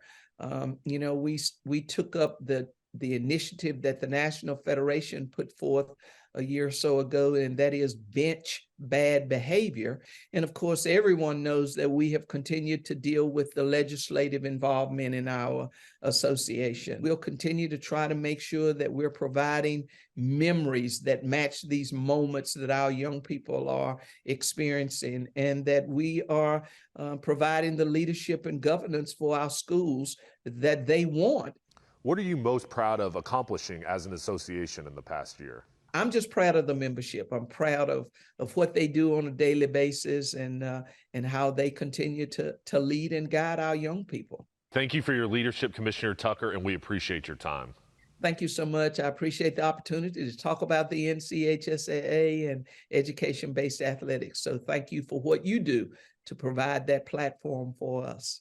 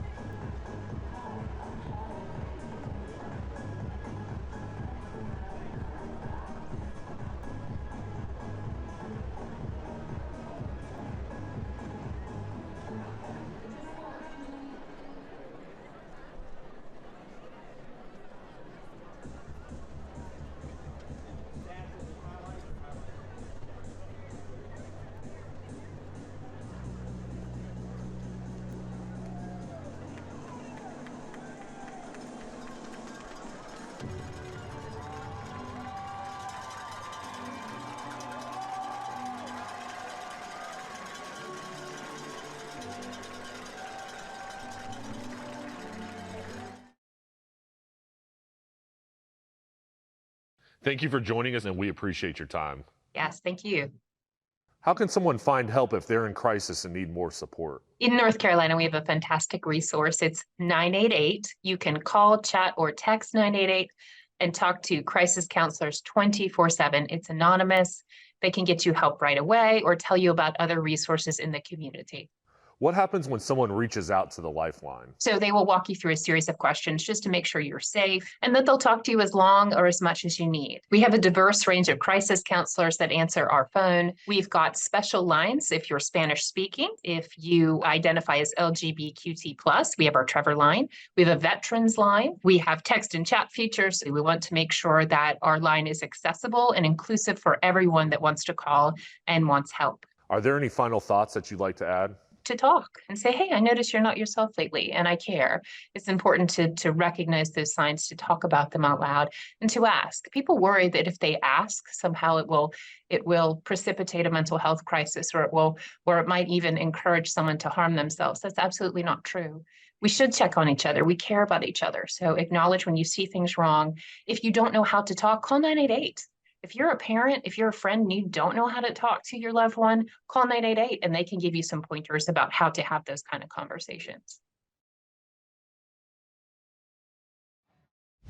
Welcome to the Honda Dealers of the Carolinas Halftime Report. Find the perfect Honda for you during the Happy Honda Days. See your local Honda Dealers of the Carolinas today.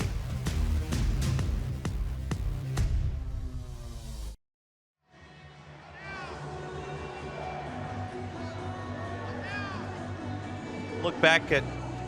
Yeah, we're talking, but we're not hearing ourselves.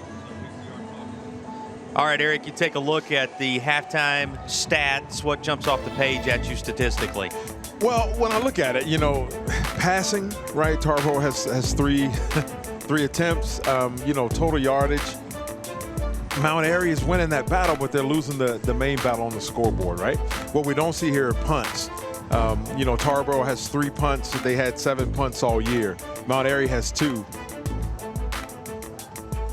Yeah. And so, that's kind of. The numbers speak for themselves. The numbers speak for themselves, Let's check in field side, get the thoughts coming out of the other locker room. Evan, take it away. Coach Atkins, your offense held scoreless in the first half. How do you execute better in that second half? We are 1 or 2 players away. Tarboro is an excellent defense, so if you get a guy that doesn't execute or misses a backer or is in the wrong position on a backer, they'll expose you. We are also accustomed to big plays, and right now we're not producing big plays. We got to settle in and be okay with the hard 3-4 yard runs and moving the chains, and we're going to have to grind it out, I think, today in order to score. So we're going to be fine. We made a few little adjustments here. I think we're going to be fine. We're real close. We just got to keep swinging the axe, and I think we'll be all right. Good luck in the second half. All right, thank you. That's Coach J.K. Atkins. Guys, back up to you. Well, we certainly appreciate the time of both coaches, Coach Atkins and Coach Craddock, as they visited with us going into the locker room and coming out of it. You saw the numbers a moment ago. Here are the pictures that back it up. First half highlights. Yeah, right off the bat, there was almost a mishap there with that with the fumbling of the the kickoff. And we see it's a tale of 2 defenses here. They're stingy defenses. They're not giving you anything up the middle, not giving you anything on the edge. And I love seeing the big fellas get active and they get excited. Tarboro T, how about Tarboro D on these occasions? And they weren't the only ones, Eric. That's exactly right, because here you have the only points of the game, that field goal. Who knew, right? But in the defensive struggle, it'd be like that. And you have Mason there on that little end around. Sorry, correction, that's not Mason. That was Rebels. He's got lightning in his veins. Then he had this opportunity in the end zone, not quite to be, and the field goal for Mount Airy at the end of the half.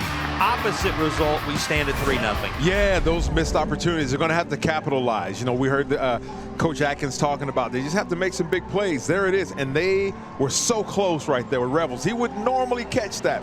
Big lights, big time players make big time plays. Third quarter coming up on the other side of the break. The difference in this one, the Oscar Perez Gaspar field goal of 39 yards to this point.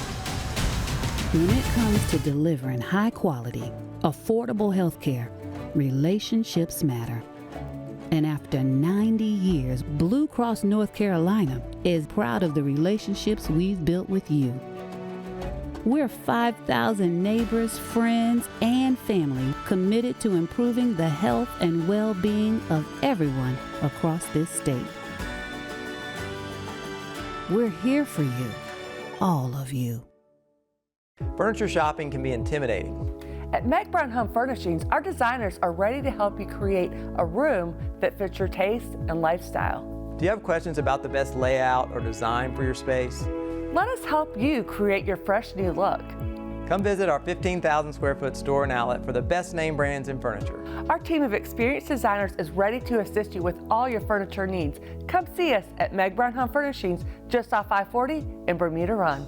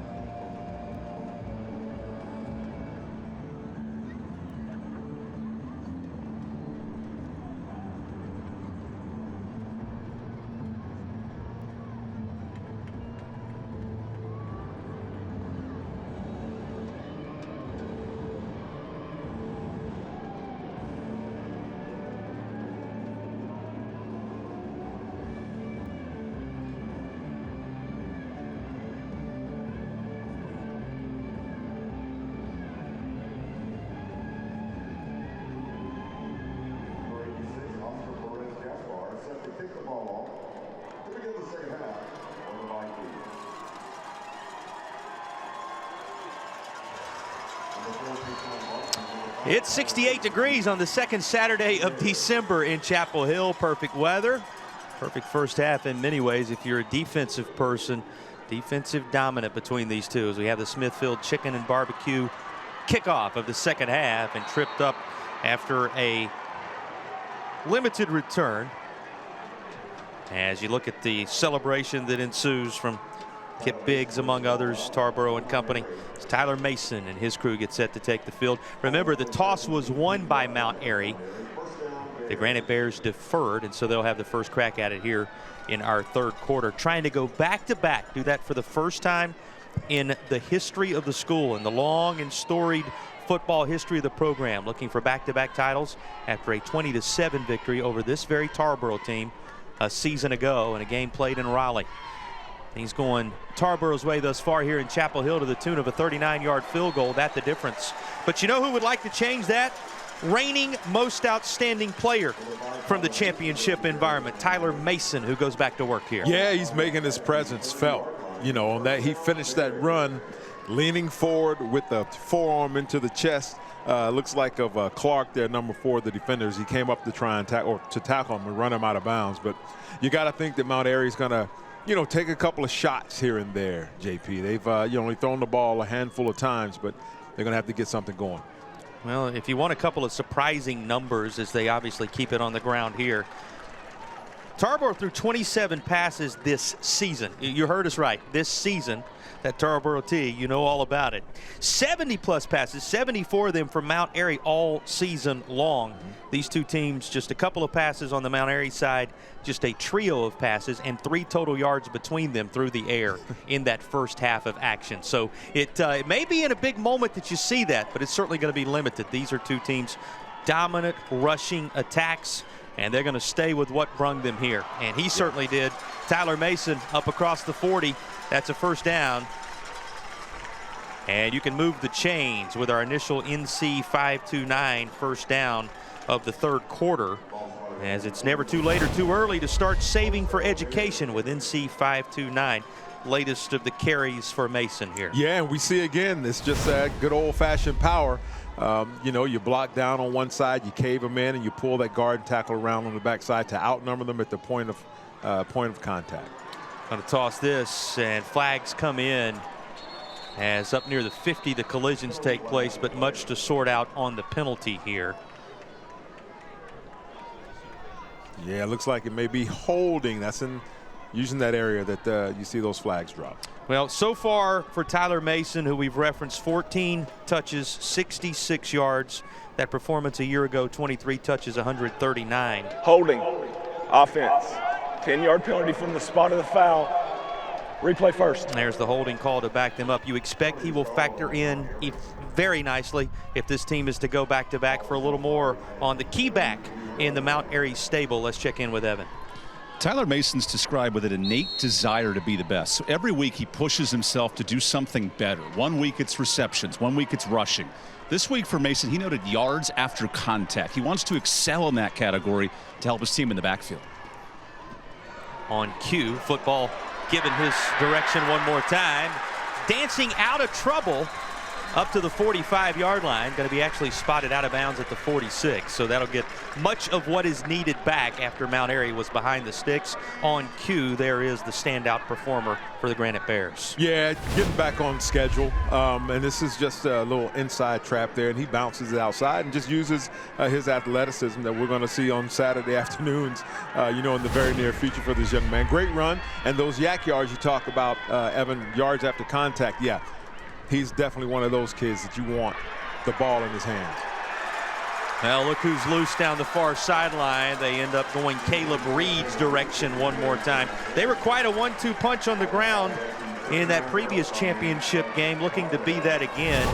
Here is the latest of the carries for 2-5. Yeah, Reed has said, don't forget about me. Once again, Mason is going to draw a lot of the attention. So where he goes, I'm sure there's a linebacker that's spying him, and the coach is saying wherever he goes, you go, and it frees it up for young Caleb there. You're wondering about it. 2 touches for Reed. We mentioned the 14 for Mason. Rebels has carried the ball a couple of times. 4 times each that Gallimore has tucked it and that Martin has touched the football. That's how the carries have been distributed to this point for Mount Airy. And right in the thick of it one more time is Caleb Reed. His 3rd carry of the day, his 2nd on this drive. And we dip inside 10 minutes remaining in the 3rd quarter. Haven't had a chance to really talk adjustments just yet, Eric, but what were your points of emphasis in terms of adjustments for these teams at the halftime break? Well, obviously defensively, just keep doing what you're doing. You got that right. But offensively, I think, you know, Mount Airy is going to have to take some chances here. You see they have stacked receivers down here, probably just to keep them out. But here we go. We're taking a shot. Yeah, more than just window dressing, because they do try to toss it in the direction of Mario Revels. He was looking for a flag. None came. It's simply an incomplete pass. And it's going to be 3rd and 6. Yeah, it's just, you know, you're going to try and run one off, and the ball's a pretty good ball, a little behind them there. But Tarboro does a good job of recovering and just keeping everything in front of them. And, you know, on the flip side, on Tarboro's side, you know, like Coach Craddock was saying, offensively up front, they've got to dominate a little bit more to insert their will and impress their will on that defensive line of Mount Airy, see if they can get something going. With that toss, now 3 passes each on both sides in this 3-0 3rd meeting in the state championship environment between these teams. That pops loose as McDowell Moore upended the Granite Bears, and here is another snapshot of just how effective Cameron McDowell Moore is on both sides of the ball. Yeah, that's that Iron Man football, and I think he's going to be ruled. Well, couldn't really tell. I'm not sure if he was down, if the ground caused it, but in any case, it's 4th down. But great pursuit by that defense, and that's what you're going to have to do. You're going to have to continue to relentlessly pursue the football. Yeah, Cameron McDowell Moore, we've said more than once, making his presence known in the state championship environment. As a result, Clark back to return this for Tarboro, kicked away with a true hop at the 10-yard line, and another of the punts. That's a point of conversation as well. We'll have it when you return to Chapel Hill. This one into the end zone. It'll be a touchback, and the ball swinging over on the other side. 3 separating them in the 23 state championship game at Chapel Hill.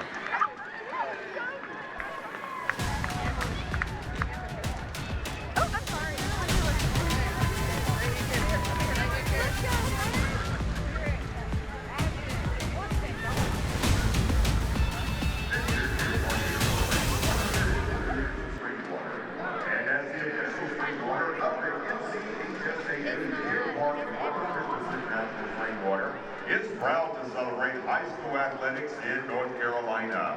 We thank Deer Park for their support and for keeping the players, coaches, and officials hydrated during the NCHSAA Championship season. Southland dairy farmers are proud supporters of the NCHSAA, and they want to remind you to get your 3 servings of dairy each day.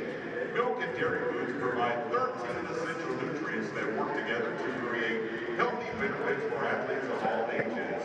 Visit the Southland Dairy tent today for free cheese sticks and to learn more about the benefits of dairy.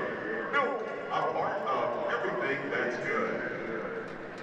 Fans, do you think you've got what it takes to serve among the world's most elite warriors? If so, swing by the Navy's Warrior Challenge booth inside the complex. After the latest punt, Tarboro takes over. You just saw Mount Airy punt for the 2nd time. Granite Bears punted only 12 times this season. Tarboro punted 7 times all year.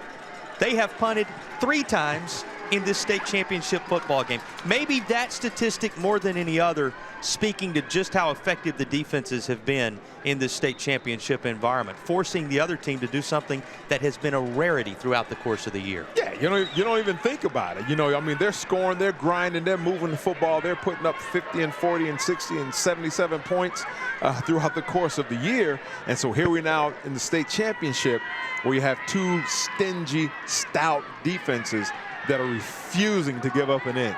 And yeah, they're going to have to rub the punters down. They might start cramping over there. Yeah, good defensive front again on display for Mount Airy. Very little down the line on this 3rd down effort. Yeah, plenty of love needs to be given to the combo of Walker Strop, also Oscar Perez Gaspar, And remember, he has the 39-yard field goal. That's right. Gaspard, that stands as the difference in the ball game from that first half. Saw DJ Joyce, the sophomore, in the thick of it one more time. And here it is, that 3 on the down marker and the 30-yard line needed for Tarboro. This would mean solid field position for Mount Airy if the Granite Bears can get off the field here. Easier said than done, as winding toward the first down marker is Cam McDowell Moore.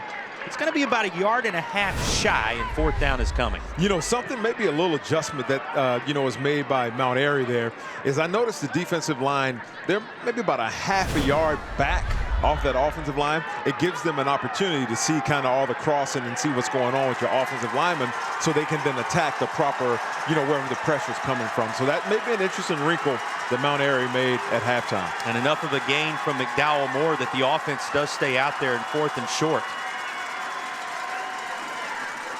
Oh, he's not going to get it. That was a fullback trap. No push from the offensive line.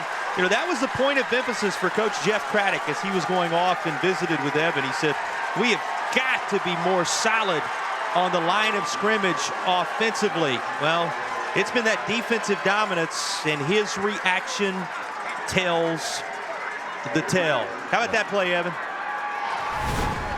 So Third Floyd, the anchor of this defense, 71. He is a unit down there, 350 pounds listed. And Coach Atkins noted he's the most agile 350-plus lineman he's ever worked with. As a freshman, he barely played, but now in year 2, he's learned to move left and right. He's used his hands much better, and what a force in the middle of that defense. And the middle of that defense making the difference here. A turnover on downs, first 4th down roll of the dice for Tarboro was not to be. It is outstanding field position for the Granite Bears. And a big-time push from that line once more. Remember, so many familiar faces on this line that you see on the defensive line because we got Iron Man football on display today. That's right. They're just flip-flopping. And keep in mind, on both of these teams, there are 6 players that start both ways, offense and defense. It may start to take a toll, but listen, they've been doing it all year, JP, and so the conditioning is up. And, you know, when you have a defense that's really stout and big in the middle, you want to try and outrun them. If they're fast, you want to try and attack them. Well, what happens when they're both? And we're seeing that with these defenses right now. As Revels goes in motion. 5-yard penalty.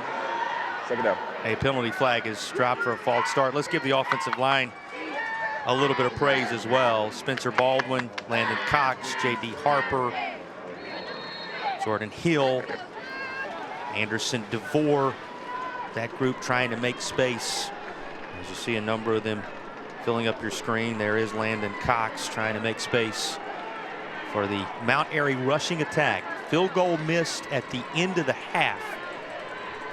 Mount Airy's best scoring threat after touchdown pass was in and out of the hands of Mario Revels.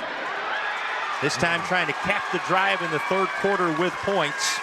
And here's Caleb Reed's contribution to that end. Yeah, the 1-2 punch, you know, being this is a heavyweight fight, running that power once again, JP. And I'm going to tell you something. When the linebackers see number 5 fly out of there, they're flying as well because they know that he's a talent, and it opens up those lanes there for Reed. This NC 5-2-9 first down sets up the red zone opportunity.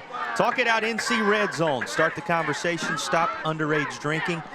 That's the message from Talk It Out NC. What will the Granite Bears do with this red zone chance?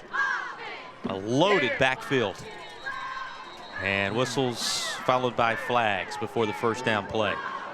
Could be another false start. False start. Offense. 5-yard penalty. First down. Reigning champs looking for a little rhythm on this drive. Yeah, and that's what it's going to take. Getting into the rhythm, getting in the flow, doing what you do well, you know, imposing yourself, your will on that defensive front. Because I'm telling you something, both of these, I can't say it enough. Of course, I love playing on the defensive side of the ball, man, and defense, we're getting a clinic on both sides from these teams today. What'd you tell me? The only thing you miss being back in this environment in Chapel Hill? Smell of the grass. Now that it's turf down there. Defensive guy loving it up here in the booth. And this time it's an offensive contribution from who else? Tyler Mason, as he lunges down near the 10-yard line with a positive gain. Yeah, if it's not broke, don't fix it. Just keep handing that fella the ball. Eventually, you're going to get tired of hitting that fella. He comes right downhill. They're running that power once again. And when you get those linemen that can climb up to that second level and get in the way of those linebackers and block them and shield them for a little bit, you get big gains like this.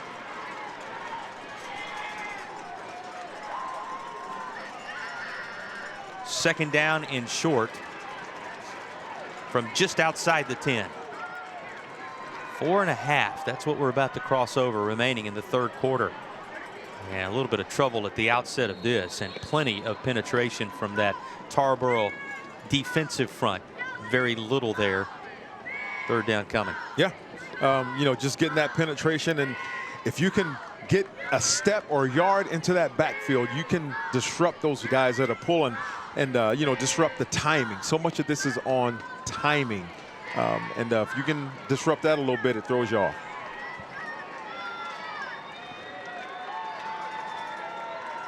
So third downs, on which Mount Airy was 1 of 2 in that first half.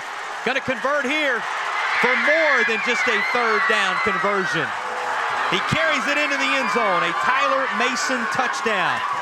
It was something that happened on 3 separate occasions en route to that outstanding player honor a year ago, and he will be greeted after the Meg Brown Home Furnishings TD that puts Mount Airy out front for the first time today. Yeah, rarity. We got a touchdown. It's just a speed option, and they're reading that in, but he was getting blocked, and so he went in untouched. Great play design. In an offense like this, the receivers have to be able to block.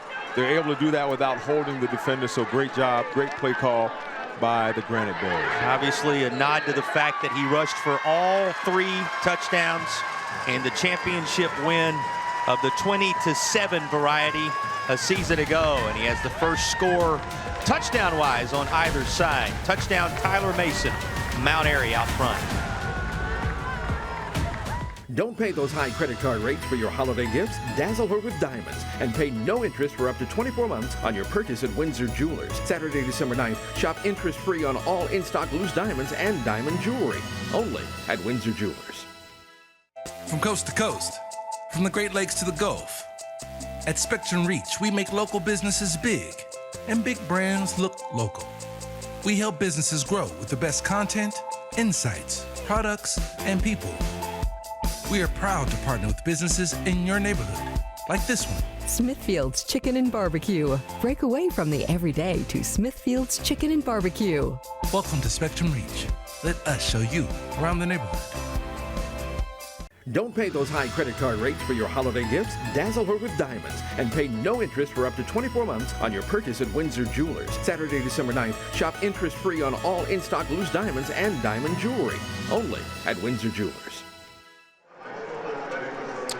Well, the 21st carry of this one for Tyler Mason, the difference maker. He's got 128 yards and the touchdown that has put Mount Airy out front 7-3. Obviously a candidate once again as the Tatum and Atkinson player of the game. We'll select that here in just a bit. Also coming up in the fourth quarter before the conclusion of this one, we will have the Carolina Carport play of the game as well. Carolina Carport quality is our first priority. And the Carolina Carport play of the game. Will that be it? Only touchdown thus far. And again, the numbers for Mason, 21 carries, 128 yards. In the last 2 years, all 4 touchdowns for this Granite Bears squad. There you go. Time will tell.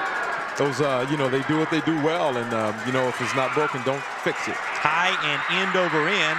Plenty of room up the sideline, but they're going to say that Isaiah Jones stepped out of bounds at around the 37, and that is where Tarboro will take over. Okay, new scenario for Tarboro here, Eric, as they send the offense back out onto the field, trailing all of the sudden in this contest. You do see where Jones stepped out of bounds, and that's the reason this drive will start. Actually going to go back now and mark this, it looks like at the 34-yard line. Yeah, that was, but different scenario here. It is. You know, this offense, you know, it's not panic time yet, but it's only 3 minutes and 43 seconds. This offense, the clock doesn't stop, right? They can keep grinding it away. They hadn't had any chunk plays yet, JP, and that's, you know, from a fan's perspective, that's a little concerning, right? It's like, hey, we got to get something going. They don't throw it efficiently or effectively, and so it's like, what can you pull out of your playbook right now to get something moving down the field? 64 total yards for the Tarboro T to this point. And 61 of those on the ground, goes right back into the hands of Mason Satterfield. You know, we came into this game talking about a trio of 1,000-yard rushers, and they have been limited by this Mount Airy defense today. Yeah, they average 300 and over 300 yards rushing per game, right? And that's about 100 per running back. But they hadn't proven that they can move the ball yet, especially up the middle with those big run stoppers in the middle, and then you can't run east to west because the team speed is so fast. So it'll be interesting to see what kind of wrinkles Coach Craddock throws in here. Now, the ball bobbled around, juggled a bit in there, and it allows the defense to close quickly, including Ian Gallimore. Well, you've seen him at the quarterback position throughout. He's one of the Iron Man players today, and he finds himself, Evan, right in the thick of things one more time. J.K. Atkins told us Ian is the most old-school throwback player he's ever seen. It's worth noting his mom, Abby's the AD. His dad's the middle school coach in town, and Ian wants to play both sides of the ball in college. But his vision and his ability to get off blocks is something this defense loves out of their middle linebacker, guys. Well, one of his premier moments of the day on the defensive side, setting up a 3rd down and 12 here. 45-yard line. That's what Tarboro is looking for, and the explosive speed of McDowell Moore called upon. But after just a handful of yards, he's brought to a halt at the 38, and 4th down is coming. You'll see the reaction from this defense. Boy, feeding off one another right now. Landon Cox, one of those two-way players in the middle of it. And they're flying around. Look at the flow. So what you want your big fellas up front to do is to occupy those blockers. And it frees up your linebackers to flow and smack the football right in the mouth, which is that's been happening all day. But I love it because the big fellas up front, they're not going to get the name called a whole lot, but they are getting a lot of work done. Exactly what Ian Gallimore and his teammates were able to do there. This is, again, worth underscoring. The 4th punt of the day for a team that handled those responsibilities just 7 times across the course of the season to this juncture. It'll be out of bounds inside the 15. So here's a chance for the defense, perhaps for Tarboro, to make its mark if they can slow Mount Airy, because they have the Granite Bears backed up deep in their own territory. Yeah, what they're going to have to do, once again, from a defensive perspective, the first man's going to have to get there, grab him, hold him, make sure you got him. The next one coming in is going to have to punch the ball out, try and rip it out to get a turnover deep in their own territory. You're still looking for that turnover that can be the difference maker in the game. And we've seen the almost moments happen more than once where the ball is popped out. But to this juncture, possessing team has been able to hang on to it. At least up until now. Inside 90 seconds remaining in the 3rd quarter, and flags before the 1st down play for Mount Airy.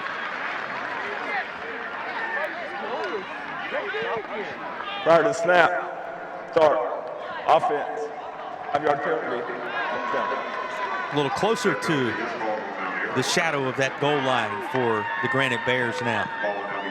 So Tarboro has them behind the sticks after the Mount Airy miscue on the false start. Going to be 1st and 15. Yeah, and they're giving them a little different look. You know, they're starting out one set, motioning to another, just to give you some eye candy, right? Just to give you something else to think about. Chances are number 5 is getting the football, though.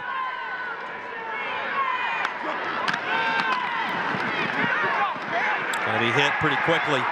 Spun around. Forward progress is going to be granted up near the 5-yard line. Now, coming out of there with the football and trying to sell it to the best of his ability is Cole Craddock, and why not? Coach's son giving his best effort, but that was ruled forward progress to the 5 almost immediately. Yeah, and here we go once again, staying true, keeping your shoulder square. See how he grabs him, and the next man's coming in and punching it out. Number 15, I think, punched it out, but forward progress had stopped, right? We don't have instant replay in high school, so away we go. We'll line up, play behind the chains with 2nd and long. Yeah, whistles came, the determinations were made there, even if Tarboro put a valiant effort together to try for the takeaway. Stays with Mount Airy. Certainly Vikings fans letting their thoughts about that be known after they saw it on the video board. But up across the 10 to the 11-yard line on this carry, and 3rd down coming. May ease the pain just a bit if they can come away with a 3rd down stop here, but Suffice it to say, the crew making the trip to Chapel Hill from the east, believing they had their decisive defensive moment. Yeah, and it's tough. Like I said, we don't have instant replay in high school, and of course, sitting from the stands, you see everything, and everything is correct. So it's important that here we go to the end of the third. Here we saw go. the official marking it right away, though, as soon as they started driving him back toward the end zone. 3 in the books in the third recent state championship meeting between these two. Still inside a score as we head to the fourth.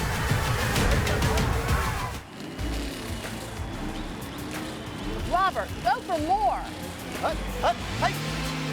Hurt in a car wreck? Don't go up against the insurance company alone. Let the heavy hitters do it for you. Call 800-LAW-0804, and we'll go after all the money they should be paying you. Stay out of the courtroom and get into the end zone. Call the heavy hitters, who are attorneys Tatum and Atkinson. Call the heavy hitters. They'll work to get you more. 1-800-LAW-0804. Teens are under a lot of pressure, especially when it comes to underage drinking.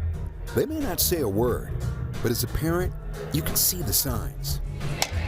We can help you help your teen. Go to talkitoutnc.org. Get great ideas on how to start the conversation about alcohol. So, talk to your teen about drinking. You might be surprised at their reaction.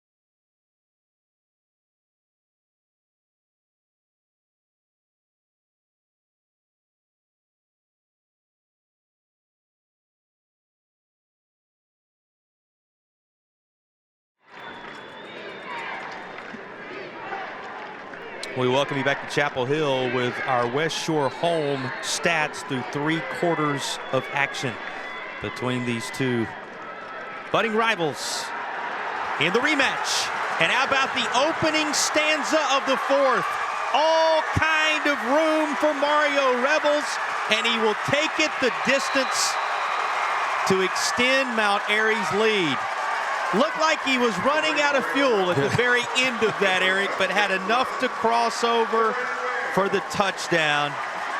A Meg Brown Home Furnishings touchdown for Rebels and Mount Airy. Started to cramp up at the very end of that, but found a way to will himself on across the line for the touchdown. Yeah, it's almost like we call it, when the monkey jumps on your back, it's almost like you're giving him a ride. But I'll tell you something, nice wrinkle.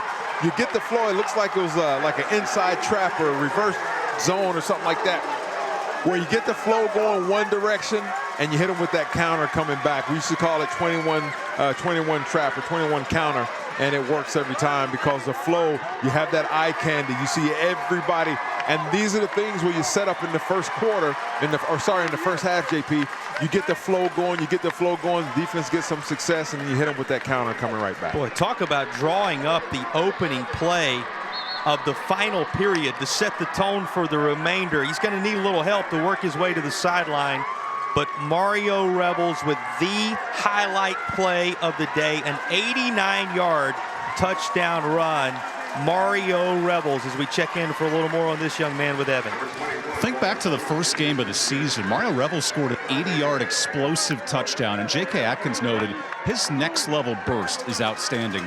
Even on that run, to get to the perimeter and explode down the sideline.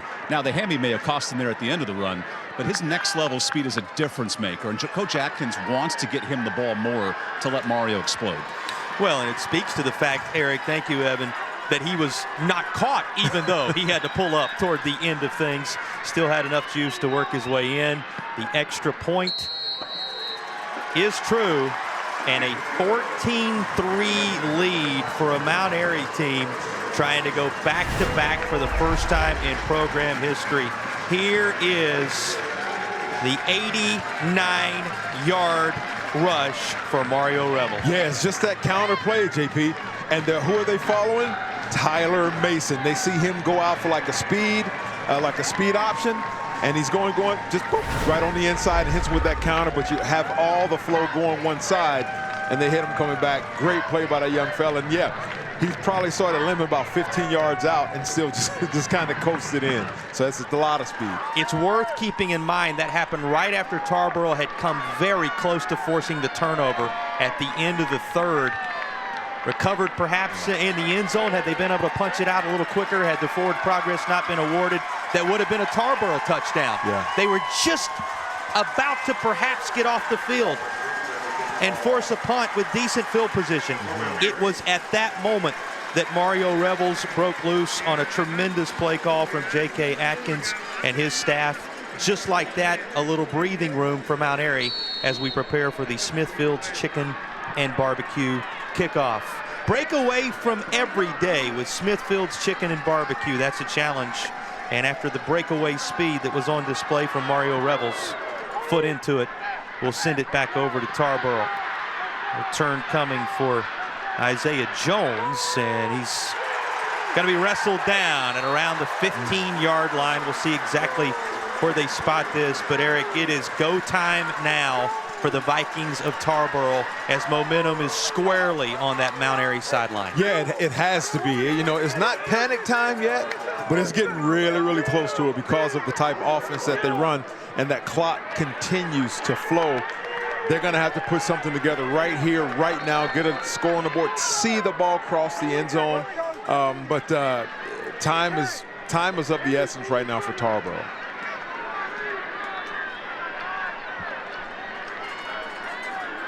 221 rushing yards through 3 quarters and added almost 100 to it here to begin the fourth, did Mount Airy. And difficulty staying on his feet after the pass was completed to Caden Everett. And that's kind of a microcosm to some degree of what it's been like offensively for Tarboro. Yeah, because you're forcing them to do something that they're not accustomed to do, which is throw the football. And interestingly enough, JP, they had that was open. I mean, he may not have scored on it, but he would have got, that would have been one of those chunk plays that they really needed this time, because they got the flow going one way, and you stop, turn around, and dump it off in the flat there, but just couldn't keep his footing. Mount Airy team that held this vaunted Tarboro offense to just the 7 points in the state championship game contested in Raleigh a year ago, having held them to just the early field goal to this point the second time around in a row. And as Omar Lewis, the East Carolina commit, tries to find some open space somewhere, flags come in. Holding, offense, 10-yard penalty from the previous spot, replay second down. Well, the fans who made the trip down from one of America's great towns, Mount Airy, of course, you always give the Mayberry reference when we've got the Granite Bears in effect. And a nice crowd. You heard them there on that call. You're hearing them more and more as we get deeper into this one with the way things are trending. But a very nice crowd for both schools, and Mount Airy well represented below us here. Yeah, and I tell you something that may be coming into play right now is a little bit of fatigue. Keep in mind, this is Ironman football. Yes. 6 players on each team, they don't come off the field, probably even on special teams, you know, punt, field goal, and things like that. And it's taking a toll right now. Yeah, it can also get to you mentally as well. And driving him back into the end zone, this Mount Airy D. You saw the frustration bubble over. Now, forward progress is going to be granted out to the 2. That's the same scenario awarded Lewis that we saw on the play earlier on the Mount Airy side of things, but this is just how tough it's been offensively. Yeah, they're not accustomed to passing, JP. We saw that and we know it. And so you're forcing them to do something that they're not accustomed to. They're fatigued, they're tired, they're in a state championship, and they're getting a little bit frustrated, but playing right into Mount Airy's hands, and they're continuing to press the position from defensive. Another state championship moment. DJ Joyce, Derek Dandy has been in the thick of things as well for this squad. 3rd down from feet in the end zone. This is going to be given off left side. Very little room there And swarming to the football again, Mount Airy forcing a 4th down. How about 3-2, Evan? So Derek Dandy broke his leg in the second drive of last year's state championship game. Now healthy, an intimate part of this team. And maybe the MVP of the program is his mom, Tracy Hogwood. She cooked a pregame meatloaf for the entire program. Tracy and dozens of members of the family came in attendance. And that has fueled the team not only defensively, but with some great grub. And there's the meatloaf queen herself, Tracy, who is a known staple in the Mount Airy community. Well, it paid off.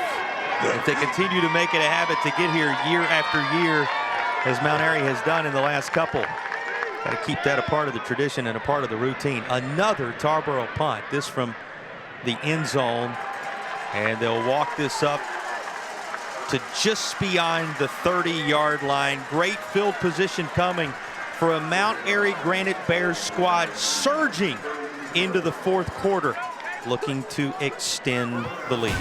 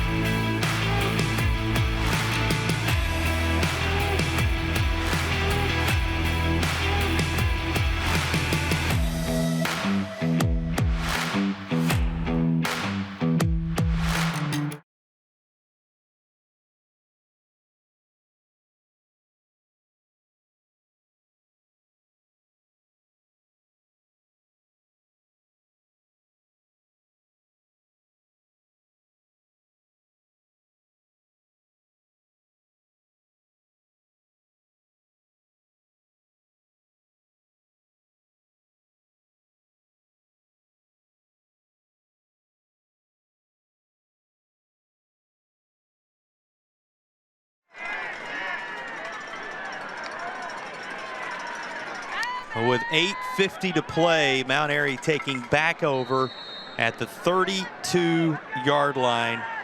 Boy, this defense, they have been stifling today. They have been stingy today, and they've set the stage for, as we said, a late offensive surge in this game, which Mount Airy is trying to make more than enough here, Eric. All of a sudden, with 8:40 to play and touches few and far between with the way both these teams run the football, this is a Granite Bears team with a mind toward putting this one on ice. Yeah, and that, thanks to that defense, they are stifling. They have stifled, Tarboro. And I'm looking at the number 3 here.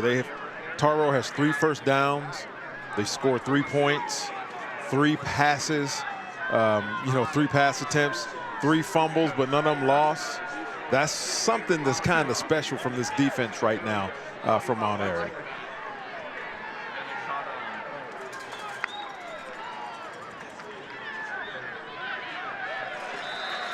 Second down play up across the 25, inside it to the 24. Third down coming, as important as anything right now. Clock just continuing to roll. And, the thing about it is, more points or not, Tarboro, the challenge for a second straight year now, trying to figure something out offensively against this Mount Airy D. You said it, so many of them playing Ironman football going both ways, but they have been conditioned for it and no worse for the wear to this point. Yeah, and they just can't get anything going on offense. I mean, they've been playing pretty good defense, been playing good enough defense to win, but Mount Airy has been slowly ticking away, and they've thrown some wrinkles in with the reverse. Oh, and that's a big play there, by the defender. It looks like number 2 for Tarboro. Well, you know who that is. Oh, yeah. Cameron McDowell Moore, and a little slow to get up was Tyler Mason. Remember, McDowell Moore was the leader offensively when you talk about getting something going offensively a year ago. He had 119 yards on 25 carries in the championship game and was the most outstanding offensive performer for Tarboro. And he's made his presence known on both sides of the ball, but it has to be rolling through his mind that at some point things have to get jump-started for he and his teammates if and when they get the ball back here. Yeah, that was a great defensive play by him. He shed the receiver that was trying to block him, attacked him right, hit him right in his knee, it looked like, or his leg, and made a great tackle. He was the offensive performer for Tarboro. Omar Lewis with the defensive performer for Tarboro. Going to take all the performers for Tarboro now. Mount Airy in control and with the football, 6.5 to play.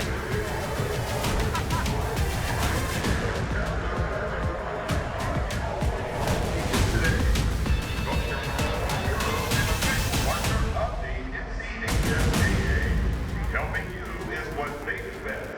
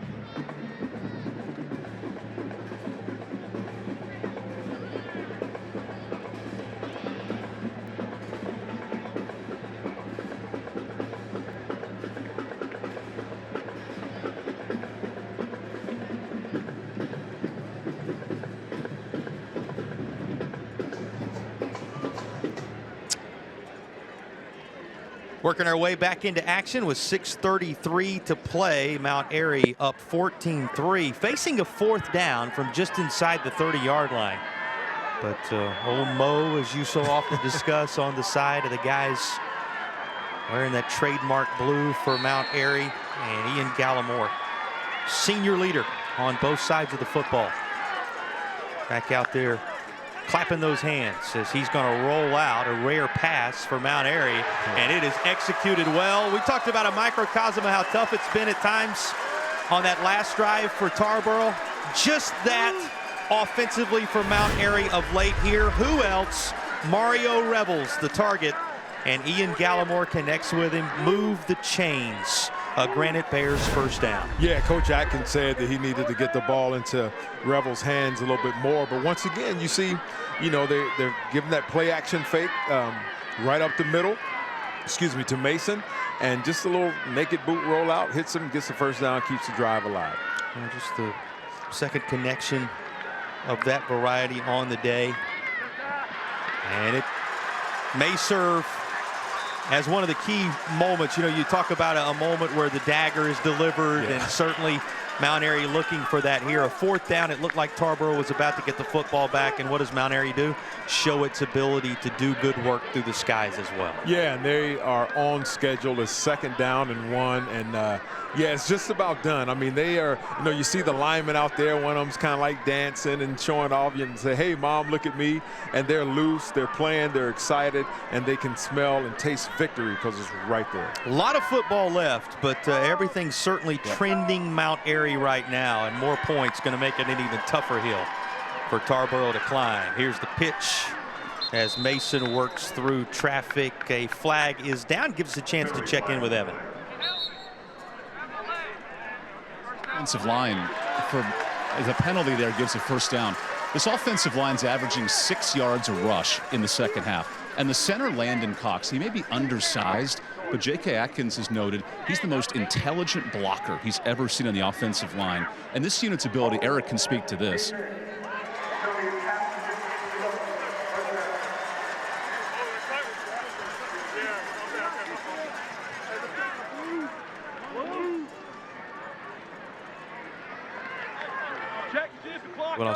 All right, well, Eric, they worked their way with the sticks now removed inside the 5 to the 4-yard line as the Granite Bears look to put inside of 5 minutes now what Mount Airy fans would like to see perhaps as the exclamation point to an offensive explosion in many ways. You got to remember that both these teams stifled by the defenses the entirety of that first half. Just a field goal and a 3-0 Tarboro lead at the intermission. So everything you're seeing from Mount Airy since that time unanswered in this second half. Yeah, and they have simply imposed their will on them. You know, they're dominating the line of scrimmage. You know, they're making those big chunk plays, and they are tackled for a huge loss there. Here is the moment for that Tarboro defense as they do rise to the occasion. Force Tyler Mason back, among others Tyler Powell getting his name called. QB, defensive end, spend some time at the tight end spot. You see Clark there, as well as Josiah Dickens, a number of those trying to dig deep one more time, but 4 and change remaining. And still a few more cracks at it from Mount Airy from inside the 10. Yeah, and you'd like to think that Mount Airy is going to take up all the time on that play clock and let that clock continue to run. As they run the ball, both game clock and play clock will continue. Finding a little bit of room is Mario Revels. He's down to the 5-yard line. Revels, trio of carries, up over 20 yards to his credit in this one. Tyler Mason obviously leading the way, 26 carries, 132 yards and the touchdown. Revels, after his 3rd carry, joining Reed, who's touched the ball 8 times for over 50 yards.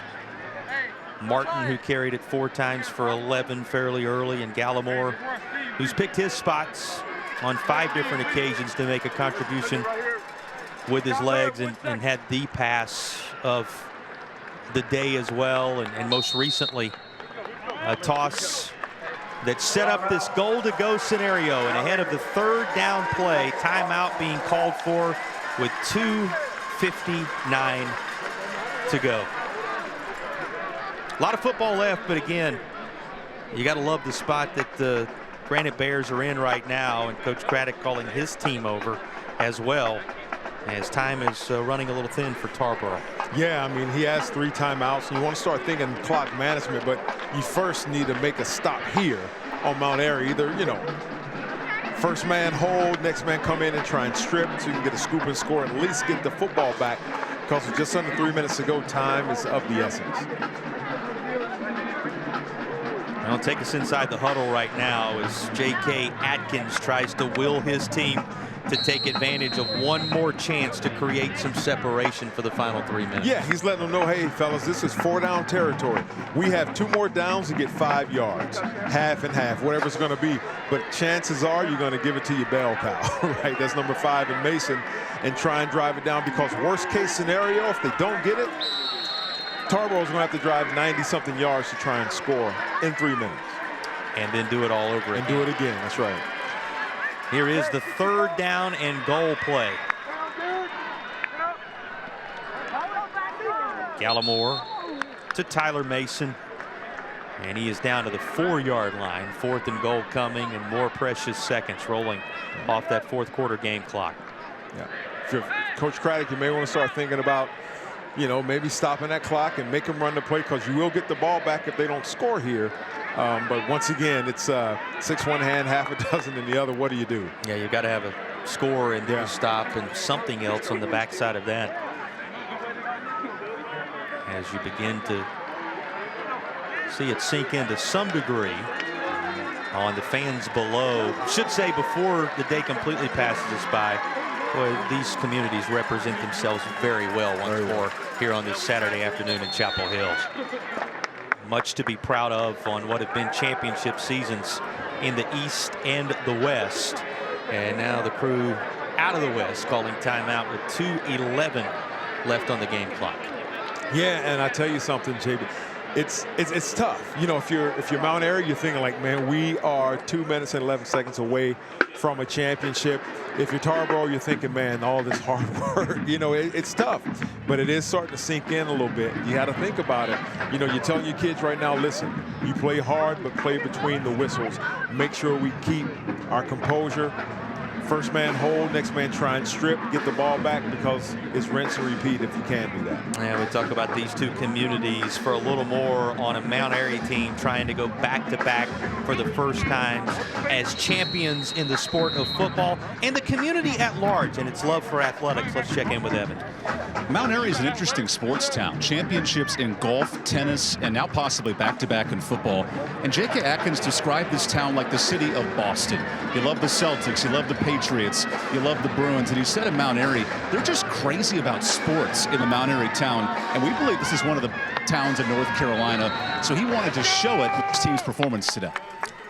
Probably the only time you've ever heard Mayberry compared to Boston, right? But in the sense of their love for sports, Evan is exactly right. 4th down play, backing up, tossing this into the sky, and a rainbow that falls right into the hands of Blake Hawks for the touchdown. How about the senior reeling this in as the exclamation point moment for the Mount Airy Granite Bears? What a time to throw in a wrinkle. Once again, you get flow going one side. Everybody's flowing to the left. You think you got them, and then a little leaking out on the throwback to the backside, and there you have Gallimore saying, there you go. Good job, way to hold on to it. Outstanding. Again, they turn to the senior, give him a moment. Why not a first at the end of the state championship environment for Hawks? And he may keep that ball. He may sleep with it tonight for the rest of his life. He's going to keep that memory, and it'll be passed down in that family and in that community for generations to come. Extra point just as true, and Mount Airy creating the separation. You know, 3 scores for Mount Airy for a second straight year in the state championship environment. Now, they looked a little differently this time around, right? The way they were able to get the job done. But the Granite Bears in command after this touchdown get call. Flow going to one side, and yeah, just a throwback. He's wide open there. See, and all game you're running that. All game you're flowing defensively. All game, and then you hit him with that little wrinkle in the end, and he's wide open. Southpaw, he's got a fastball as well. Plenty of touch to go with it. And there is the touchdown toss to Blake Hawks from Ian Gallimore. A couple of the seniors celebrating one more moment at the 2:02 mark here in the 4th quarter, and they are really starting to sense it now down below. Right, and you notice Hawk, you see how tightly he had that ball grip? He's like, nah, this is going with me, you know, and he ran to the sideline. Great moment for that young fella as a senior.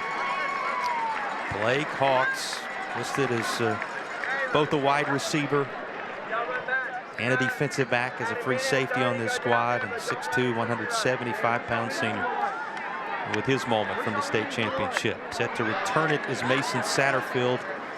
Boy, you just begin to think about it as Tarboro is set to get the football back here. What an amazing year for the Vikings yet again. What an amazing run it has been for the Vikings. Well, this team with the clock against them right now for a second straight year. But this is a dynasty in the eastern part of the state, having made a 7th consecutive trip now to state championship weekend. And you kind of reflect upon their season after the Smithfield's Chicken and Barbecue kickoff here, Eric. A tremendous year for Tarboro with the 3 1,000-yard rushers, with the latest of the titles from out east when they are the hunted year after year after year. This is a year that will be remembered as another trip and as a continued part of this run for that dynasty. Yeah, and it's, you know, that's the expectation when you come into that program. You start working out, you know, in the off season, over the winter months, and you're lifting weights, you're thinking, we're getting back. Don't know who we're going to be playing, but we know who somebody else is going to be playing. It's going to be us, and that's outstanding. Great culture for that program there. Another thing you have to remember, a number of these players back. We talked about that core group with Cole Craddock, Coach Craddock's son. Substitution infraction against the offense. 5-yard penalty. First down. And there you hear the call before the drive gets started here that will back Tarboro out just a bit. But we talked about that core group, particularly that group of juniors. He'll have his son Cole Craddock back for one more round. No reason to believe this team's not going to keep extending this tremendous run they've been on under his leadership. Yeah, he does a tremendous job with the team, and you know, the relationships that you build with the young fellas, and you know, you're going to remember it for a lifetime. And once again, you know, that's an expectation that they have. And coming into this program, we're going to get back to the show, and they're going to put the work in to do so. Now, swarm into the football. Mount Airy foot remains on the accelerator defensively. There is a flag down just inside the 20, and here comes our call.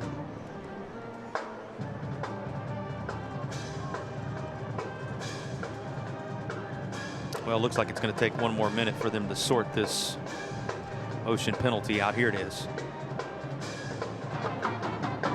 Illegal formation.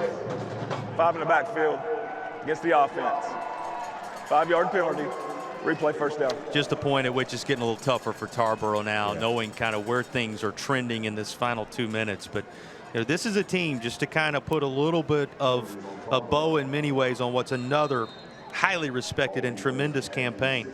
15th all-time appearance in the final game of the year, the one that matters. And this is a team that 9 times, having come out on top in that scenario, will use this as further motivation and another building block moving forward, no doubt about it. A carry for Satterfield as he's out just across the 20 to the 21. They have become the standard. You know, when you got a formation that's known around the state with your name attached to it, it kind of speaks to how much of a factor you've been for a long, long time. Yeah, and the products that have come out of there, you know, most notably Todd Gurley. I mean, you know, he played, of course, at Georgia and then in the league. And, yeah, it's a lot of hard work, and it's hard to prepare for it.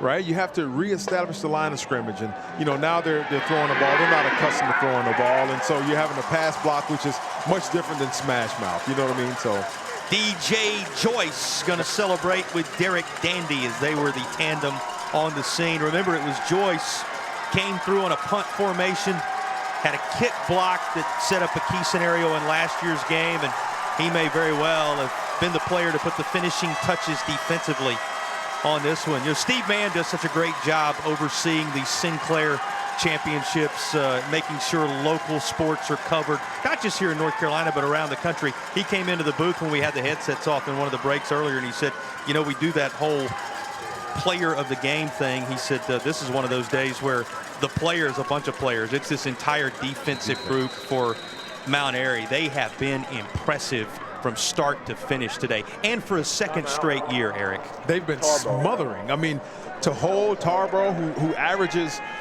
44 points per game, 300 yards rushing, to 3 points, right? And what, 60, 70, however many yards, whatever the final stats are going to be, but it's under 100 yards rushing when they have 3,000-yard rushers. That defense for Mount Airy has done an outstanding job, led by the fella Dandy. In the last few moments, it's going downward.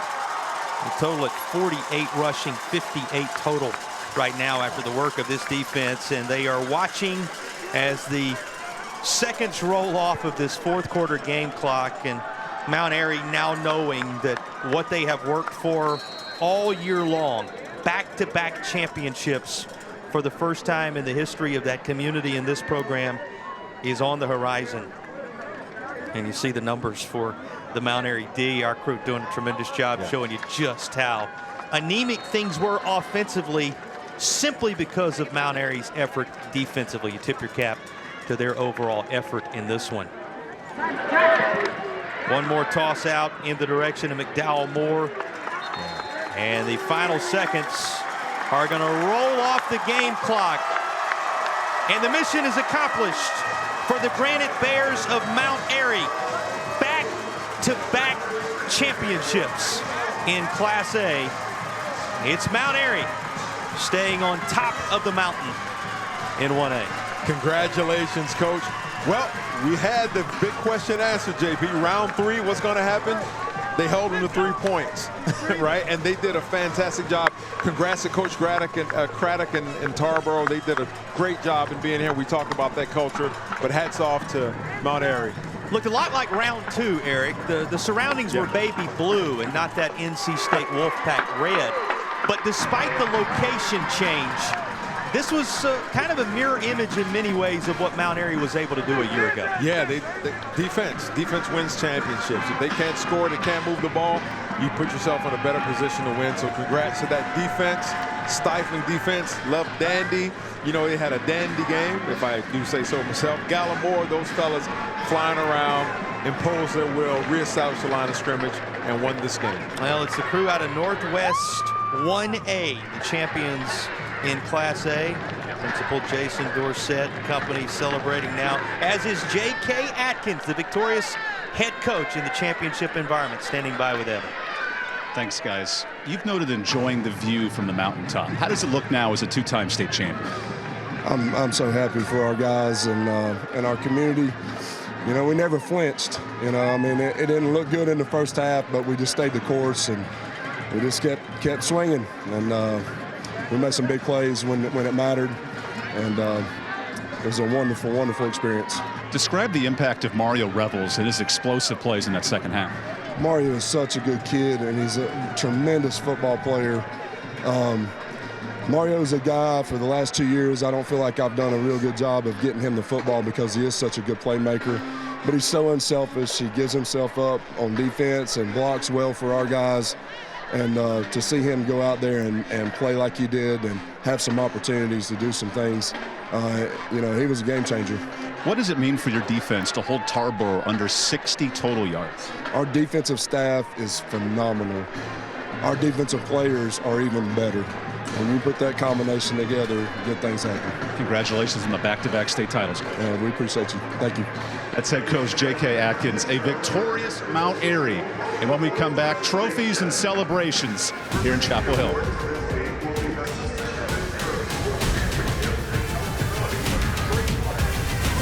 I've got a math question for you. When you add tolerance, subtract prejudice, and multiply efforts to treat one another with respect, what do you get? Less division. And school sports have it down to a science. Looking for an example of what can happen when we realize there's more that unites us than divides us? Look no further than high school sports in North Carolina.